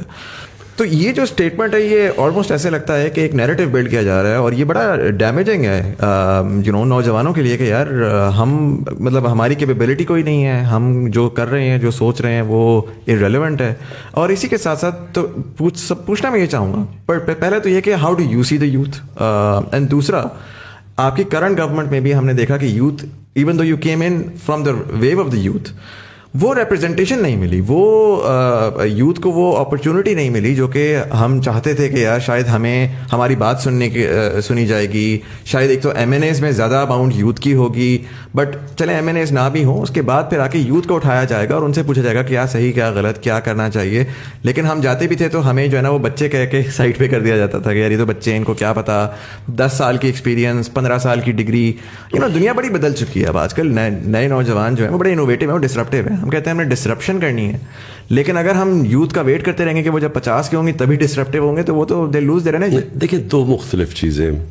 آپ نے یہ کہا کہ کسی نے یہ کہا کہ جو یوتھ کو سمجھ نہیں ہے یا یوتھ بڑی ایل انفارمڈ ہے, یہ بڑی ایک کانڈسینڈنگ ایک غلط ویو ہے. یوتھ کے اندر جو چیز ہوتی ہے وہ پیشن ہوتا ہے, جنون ہوتا ہے. جیسے جیسے آپ کی عمر ہوتی جاتی ہے تو آپ زیادہ ریئلزم پہ آ جاتے ہیں کہ جی یہ تو زمینی حقائق پہ آ جاتے ہیں, اور آپ میں وہ جو جنون اور جو خواب دیکھنا وہ ختم ہونا شروع ہو جاتا ہے. زندگی میں مار کھا کے انسان اس طرف پہنچ جاتا ہے. میں ہمیشہ سمجھتا ہوں کہ اصل میں انسان بوڑھا تب ہوتا ہے جب اس میں جنون ختم ہو جاتا ہے, جب اس کو خواب دیکھنا ختم ہو جاتا ہے. لیکن یوتھ کی یہ پاور ہوتی ہے کہ وہ بلیک اینڈ وائٹ میں دیکھتا ہے, اچھے برے میں دیکھتا ہے. اور یوتھ عموماً ریولوشنز جو آئی ہیں وہ ہمیشہ یوتھ لیڈ ہوتی ہیں. کبھی میری طرح کے بوڑھے ریولوشن نہیں لیڈ کرتے, یوتھ آتی ہے سامنے, اور یوتھ ان کے اور فور فرنٹ پہ ہوتی ہے ریولوشن کے, کیونکہ وہ ان میں پیشن, وہ ایک یوٹوپیا دیکھ رہے ہوتے ہیں, خواب دیکھ رہے ہوتے ہیں. یہ ان انفارم نہیں ہوتے, یہ آئیڈیلزم ہوتی ہے, اور یہ بہت ضروری ہوتی ہے ملک میں چینج لانے کی. اگر آپ نے یہ پرانے سسٹم جو کہ پٹا ہوا سسٹم جس نے ملک کو یہاں مقروض کر کے اور یہ جو کہتا ہے نا لائف سپورٹ مشین پہ رکھا ہوا ہے, اور یہ کہتا ہے بیگرز آر ناٹ چوزرز, تو یہ کس نے کیا تھا؟ یہی لوگ ہیں 30 سال سے جو باریاں لے رہے ہیں, انہوں نے تو یہاں تک پہنچایا ہے. تو ان کو جب ہٹائے گا تو وہ ایک یوتھ کا جنون ہٹائے گا, جو میرا ایمان ہے کہ یہ بالکل وائپ آؤٹ ہو جائیں گے اس آنے والی الیکشن میں. یہ جو پرانے لوگ ہیں اور ان کو یوتھ ان کو ہٹائے گا, اور یہ ہمیں اللہ کا شکر ادا کرنا چاہیے کہ ہمارا ایک ینگ پاپولیشن ہے جس میں یہ ایک جنون ہے اور چینج کا. جہاں تک آپ بات کریں کیا آپ کو منسٹر بنا دینے چاہیے یوتھ کے, کیونکہ وہ ایک آپ کی یوتھ کی پارٹی ہے, آپ کو منسٹر وہ آدمی بنانا چاہیے جس کی سب سے زیادہ کیپیبلٹی ہو وہ منسٹری چلانے کے لیے, کیونکہ ایونچولی آپ نے گورننس دینی ہے. گورننس تب دیں گے جب کیپیبل لوگ آپ کے اوپر بیٹھے ہوئے ہوں. وہ اگر یوتھ ہے, اب مراد سعید ہے, اس کو ہم نے 2 منسٹریاں دی ہوئی تھیں اور اس نے بڑا زبردست کام کیا, لیکن اگر ہمیں اور کوئی مل جاتا تو اس کو بھی ہم اوپر لے آتے. تو وہ ڈپینڈ منسٹر آپ کا میرٹ پہ آنا چاہیے, چاہے وہ ینگ ہو چاہے اولڈ ہو. ہاں صاحب, یوتھ کی بات کی آپ ابھی, آپ کے انٹرویو کے بعد میں کراچی میں ایک 15 سال کے بچے سے میرا انٹرویو ہے جس نے بلاک چین اور NFT نان فنجیبل ٹوکنس کی ٹیکنالوجی کی مدد میں 1 کروڑ روپے کمایا ہے, مگر وہ 15 سال کا بچہ بینک اکاؤنٹ نہیں کھول سکتا ہے اس ملک میں. تو پوائنٹ از یہاں پہ 15 سال کے بچوں کا یہ پوٹینشیل ہے, مگر ان کی قسمت کا پین جس کے ہاتھ میں, وہ صاحب جو ہے ٹائپ رائٹر پہ ٹرین ہوئے تھے, which is fine, not being ageist, this is how the world works. مگر میرا جو ابھی تک کا تھیسس ہے وہ یہ ہے کہ جو ایک تھاٹ بیٹھی ہوئی نا ٹیبل کے اس پار, وہ اپنی ایگو میں پھنس گئی ہے کہ یہ 15 سال کا بچہ ہمیں کیا بتائے گا. اور یہ ایٹیٹیوڈ جو ہے نا یوتھ کو ڈرائیو کر رہا ہے. انہوں نے دبا کے ڈاؤن لوڈ کیے ہوئے فارم کینیڈا کے امیگریشن کے, اور وہ آپ سے یہ اگلا سوال بھی میرا یہ تھا کہ بچے پوچھ رہے ہیں بھر لیں یا رک جائیں ابھی تھوڑا سا. تو اس کو پھر ہم کیسے ٹیکل کریں, یہ برین ڈرین جو اتنا ہونے جا رہا ہے. اور آپ ماشاء اللہ آپ نے اتنا ٹریول کیا, آپ نے دنیا بھر فنڈ ریزنگ کی ہے. میری آپ کے مقابلے میں بہت لمیٹڈ ٹریولنگ ہے, لیکن میں جتنے پاکستانیوں سے ملا ہوں they are doing phenomenal work. ایک بچہ, میری ایک ویڈیو میں نے کوئی بنائی تھی کہ کچھ جرمنی میں کچھ اسٹوڈنٹس ملے تھے, انہوں نے سمجھایا تھا کس طرح آپ ویزا لے کے آ سکتے ہو. کوئٹہ کے آؤٹسکرٹس میں ایک بندے نے, وہ کوئٹہ ماموں کے گھر آیا, نیٹ سے وہ ویڈیو دیکھی, 2 سال بعد وہ وہاں پہنچا. اب وہ روجر فیڈرر کا وہ جو ہے اس کا اسپورٹس فزسسٹ ہے, فزیشین ہے, اسپورٹس فزیشین. اس کی رینج آف موشن چیک کر رہا ہے. فٹ بالر بائرن میونخ کے جو فٹ بالر ہیں وہ اس میں آ رہے ہیں. مطلب کیا وہ کہہ رہے ہیں میرے پاس یہاں پہ کچھ بھی نہیں تھا. He wants to come back and give back to the country, لیکن وہ کہاں جائے. تو اس طرح کا ہم بہترین جو ٹیلنٹ ہے وہ تیزی سے جا رہا ہے, اور فگرز آپ کے سامنے بھی ہوں گے کتنے اوورسیز پاکستانی بڑھتے جا رہے ہیں. مجھے تو لگتا ہے کہ ہماری پالیسی ہے کہ سب کو اوورسیز بھیج دو تاکہ پھر ریمیٹنس ہے اور ہمارا ملک چلے. دیکھیں 2 چیزیں, ایک کہ اوورسیز پاکستانیز کے اندر ہمارا سب سے اچھا ٹیلنٹ چلا گیا ہے, کوئی شک نہیں, کیونکہ میں سب سے زیادہ میرا اوورسیز پاکستانی سے انٹریکشن ہے, اور اس میں کوئی شک نہیں کہ کیونکہ ہمارا جو سسٹم ہے وہ اینٹی میرٹوکریسی ہے, روکتی ہے میرٹ کو. اور اکراس دا بورڈ, میں آپ کو میں تو اسپورٹس کی بھی بات کر رہا ہوں کہ اسپورٹس کے اندر جو سارا سیٹ اپ بنا ہوا ہے وہ ہے ہی میرٹ کے اگینسٹ. اس کے اندر یعنی ڈسپائٹ دا سسٹم تو شاید کوئی اوپر آ جائے, وہ سسٹم اوپر نہیں لے کے آتا. اور وہ ہر فیلڈ میں ہے. میں نے جو گورنمنٹ کے اندر بھی دیکھی, ہماری بیوروکریسی کے اندر جو سسٹمز بن چکے ہیں وہ اندر آنے نہیں دیتے لوگوں کو. ہم نے کوشش کی 2-3 دفعہ باہر سے پاکستانیوں کو ہم نے بڑے وہ انتھیوزیاسٹک آئے, لیکن وہ سسٹم ان کو فنکشن نہیں کرنے دے رہا تھا. میں نے دیکھا کہ وہ ہر جگہ ان کو ڈسٹرب کرتا تھا. سو جو جنگ ہے نا جی, میں آپ پھر سے واپس آتا ہوں, وہ ہے رول آف لا کی. رول آف لا جو ہے نا وہ کرٹیکل ہے ایک معاشرے کی سکسیس میں. رول آف لا کا دوسرا حصہ میرٹ ہے. ایک رول آف لا کا حصہ ہے کہ سب قانون کے نیچے آ جائیں, دوسرا اس کا ہے میرٹوکریسی. جب رول آف لا ہوتا ہے تو میرٹ آ جاتی ہے. اور جدھر آپ نے اوورسیز پاکستانیز کی بات کی, بالکل کوئی شک نہیں کہ وہ یہاں کیونکہ سسٹم ان کو روکتا ہے وہ باہر چلے جاتے ہیں, اور باہر کیونکہ ان میں پیشن ہوتا ہے, ان کے اندر صلاحیت ہوتی ہے, وہ جب سسٹم لیول پلینگ فیلڈ دیتا ہے وہ اوپر آ جاتے ہیں, اور آؤٹ اسٹینڈنگ پاکستانی باہر بیٹھے. لیکن ایک چیز یاد رکھیں, جتنا بھی کامیاب ہو جائے باہر پاکستانی, آخر میں وہ وہاں کا کبھی بھی اس کو وہ عزت یا اس کا مقام نہیں ہو سکتا جو اپنے ملک میں ہوتا ہے. میں 20-30 سال باہر اپنی زندگی کرکٹ بھی کھیلتا تھا, جانتا تھا, لیکن میں نے کبھی یہ نہیں فیل کیا, حالانکہ مجھے انہوں نے بڑا اس سوسائٹی کا حصہ بھی تھا میں, اور بڑا ویلکم بھی کیا, اور بڑے کم برٹش سوسائٹی کے اندر لوگوں کو اس طرح ایکسیپٹ کرتے ہیں, لیکن میں نے کبھی اس کو اپنا گھر نہیں سمجھا. کیونکہ میں پاکستانی تھا, جو مرضی میں کر لوں, میں انگریز تو بن نہیں سکتا. آپ اگر گدھے کے اوپر لکیریں ڈال دیں تو وہ زیبرا نہیں بن جاتا, وہ گدھا ہی رہتا ہے. تو اس لیے جو جتنے بھی ہمارے باہر پاکستانی ہیں ان کی خواہش یہ ہے کہ ایک ہمارا ملک ایسا بنے جدھر میرٹوکریسی, رول آف لا آ جائے, جو جس کے لیے اسٹرگل کرنی. اوور نائٹ نہیں ہو سکتا. یہ کوئی بھی معاشرہ ایک بٹن دبا کے چینج نہیں ہوتا. ایک معاشرہ اسٹرگل کرتا ہے اپنے آپ کو چینج کرنے کے لیے, کیونکہ اسٹیٹس کو بیٹھا ہوتا ہے, مافیاز بیٹھے ہوتے ہیں جو روکتے ہیں, جو ایک کرپٹ سسٹم سے فائدہ اٹھا رہے ہیں. تو ایک معاشرہ اسٹرگل کرتا ہے, جدوجہد کرتا ہے, جہاد کرتا ہے. لیکن جب پاکستان جیسے جیسے یہ چینج آئے گا, بہت بڑا ٹیلنٹ پاکستانی واپس آئے گا. Right, we're at the 1 hour 30 minute mark almost, or we're going to wrap this up as well. میں چاہوں گا کہ طلحہ جو ہے وہ لاسٹ کوسچن پوچھ لیں. پچھلے 3 سال کا کوئی ریگریٹ ہے آپ کا؟ دیکھیں, ایک تو زندگی میں کوئی شارٹ کٹ نہیں ہے. اگر آپ پہلی دفعہ آپ کی پارٹی گورنمنٹ میں آئی ہے اور آپ نے چینجز کرنے ہیں اور آپ نے ریفارمز کرنا ہے, اور وہ آپ کے پاس اتنی کمزور گورنمنٹ ہے جو کہ کولیشن میں تھوڑی سی آپ کی میجورٹی ہے, وہ اس میں ریفارمز کرنا بڑا مشکل تھا. تو میں نے پہلے تو ریگریٹ یہ ہے کہ مجھے امیجیٹلی الیکشنز پہ چلے جانا چاہیے تھا, اور مجھے اگر کلیئر میجورٹی نہ ملتی تو میں اپوزیشن میں بیٹھتا. لیکن آن دا ادر ہینڈ جو میں نے سیکھا ہے 3.5 سال میں, یعنی میں نے وہ چیزیں سیکھی ہیں جو میں اب پیچھے دیکھتا ہوں, تو اگر اب اللہ نے کبھی موقع دیا تو مجھے پہلے سے ہی پتا ہوگا کہ میں نے آتے ساتھ ہی, کیونکہ جب آپ آتے ہیں وہ ٹائم ہوتا ہے آپ میکسیمم چینجز کر دیں. تو مجھے اب پتا ہے کہ میں نے کیا کیا چینجز کرنے ہیں, کیونکہ وہ اگر آپ شروع میں چینجز نہیں کرتے بعد میں نہیں ہو سکتے. تو جب آپ کی میکسیمم طاقت ہوتی ہے تب وہ مین چینجز کریں. تو وہ تو میں نے پرائرٹائز بھی کر لیا. اور پھر دوسری چیز کہ پہلے سے آپ کو پتا ہونا چاہیے کہ جو آپ کی جگہ ہیں کس نے ان کے اوپر آ کے بیٹھنا ہے. وہ ہم پہلے پاور میں, پہلے تو خیر ہماری گورنمنٹ یا کوئی 2-3 دن پہلے پاور سے پورے نمبرز پورے ہوئے. جب نمبرز پورے ہوئے تو پہلے جب گورنمنٹ آئی تو تب ہمیں پریزنٹیشن ملنی شروع ہوئی کہ ایک اداروں میں کیا سچویشن ہے.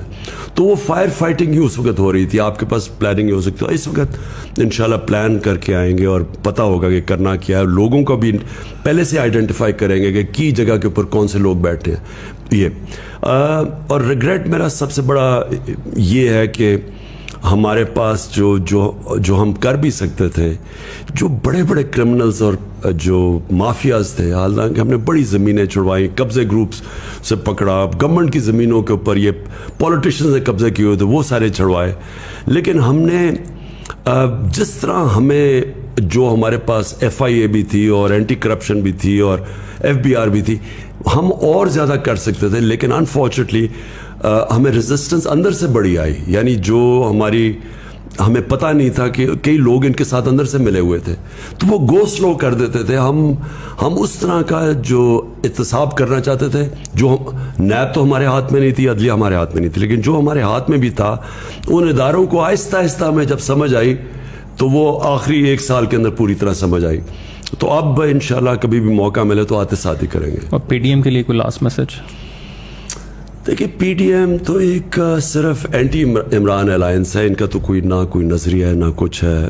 ان کی صرف ایک چیز ہے, کیونکہ سب کے اوپر زیادہ تر یہ ضمانت پہ ہیں, کرپشن کے کیسز ہیں, اور ان کی صرف ایک کوشش یہ ہوگی کہ کسی طرح عمران خان اور PTI کو یہ کامیاب نہ ہونے دے, کیونکہ ہم کامیاب ہوتے ہیں تو ان کی پالیٹکس ختم ہو جاتی ہے.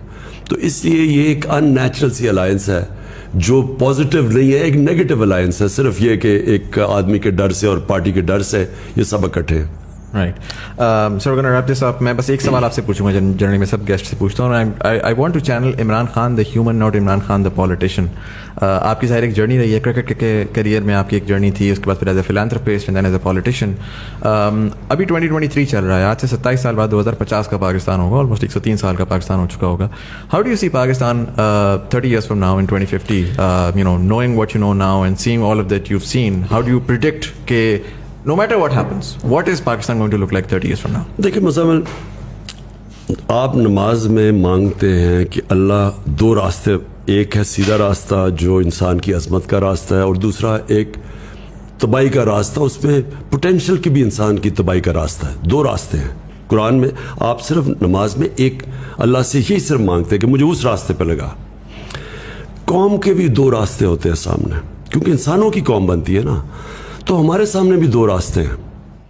یا ہم اب یہ جو سارا جو سازش ہوئی ہے اور یہ جو ساری ہمیں ایک غلام باہر کی مداخلت سے امپوز کی گئی ہے چوروں کی حکومت, تو یا تو یہ چلے گی اور اس کے بعد ایک تباہی کا راستہ ہے, اور یا اس کو فائٹ کرے گی قوم اور پھر وہ راستہ اختیار کرے گی جو کہ آزادی کا راستہ اور مشکل راستہ ہے.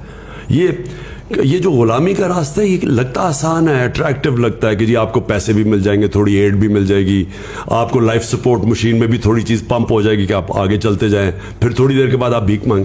ذلت کا راستہ ہے. دوسرا ہے خودداری کا اور آزادی کا راستہ, اور وہ ہے لا الہ الا اللہ کا راستہ. جو لا الہ الا اللہ ہے نا جی, یہ پورا ایک فلسفہ ہے, یہ آئیڈیالوجی ہے کہ سوائے اللہ کے کسی کے سامنے نہیں جھکنا. ایک غیرت کا راستہ ہے, خودداری کا راستہ ہے, اور انسان کی عظمت کا راستہ ہے. کیونکہ پھر انسان جب اپنے پیر پہ کھڑا ہوتا ہے اور اللہ پہ رلائے کرتا ہے, ہمیشہ وہ قوم اوپر جاتی ہے. جو مدینہ کی ریاست تھی وہ کیوں اللہ ہمیں کہتا ہے کہ नबी सल्लल्लाहु अलैहि वसल्लम की सुन्नत पे चलो, और वो उनकी सुन्नत थी, क्योंकि उसके ऊपर दुनिया का एक अजीम सिविलाइजेशन खड़ा हुआ था.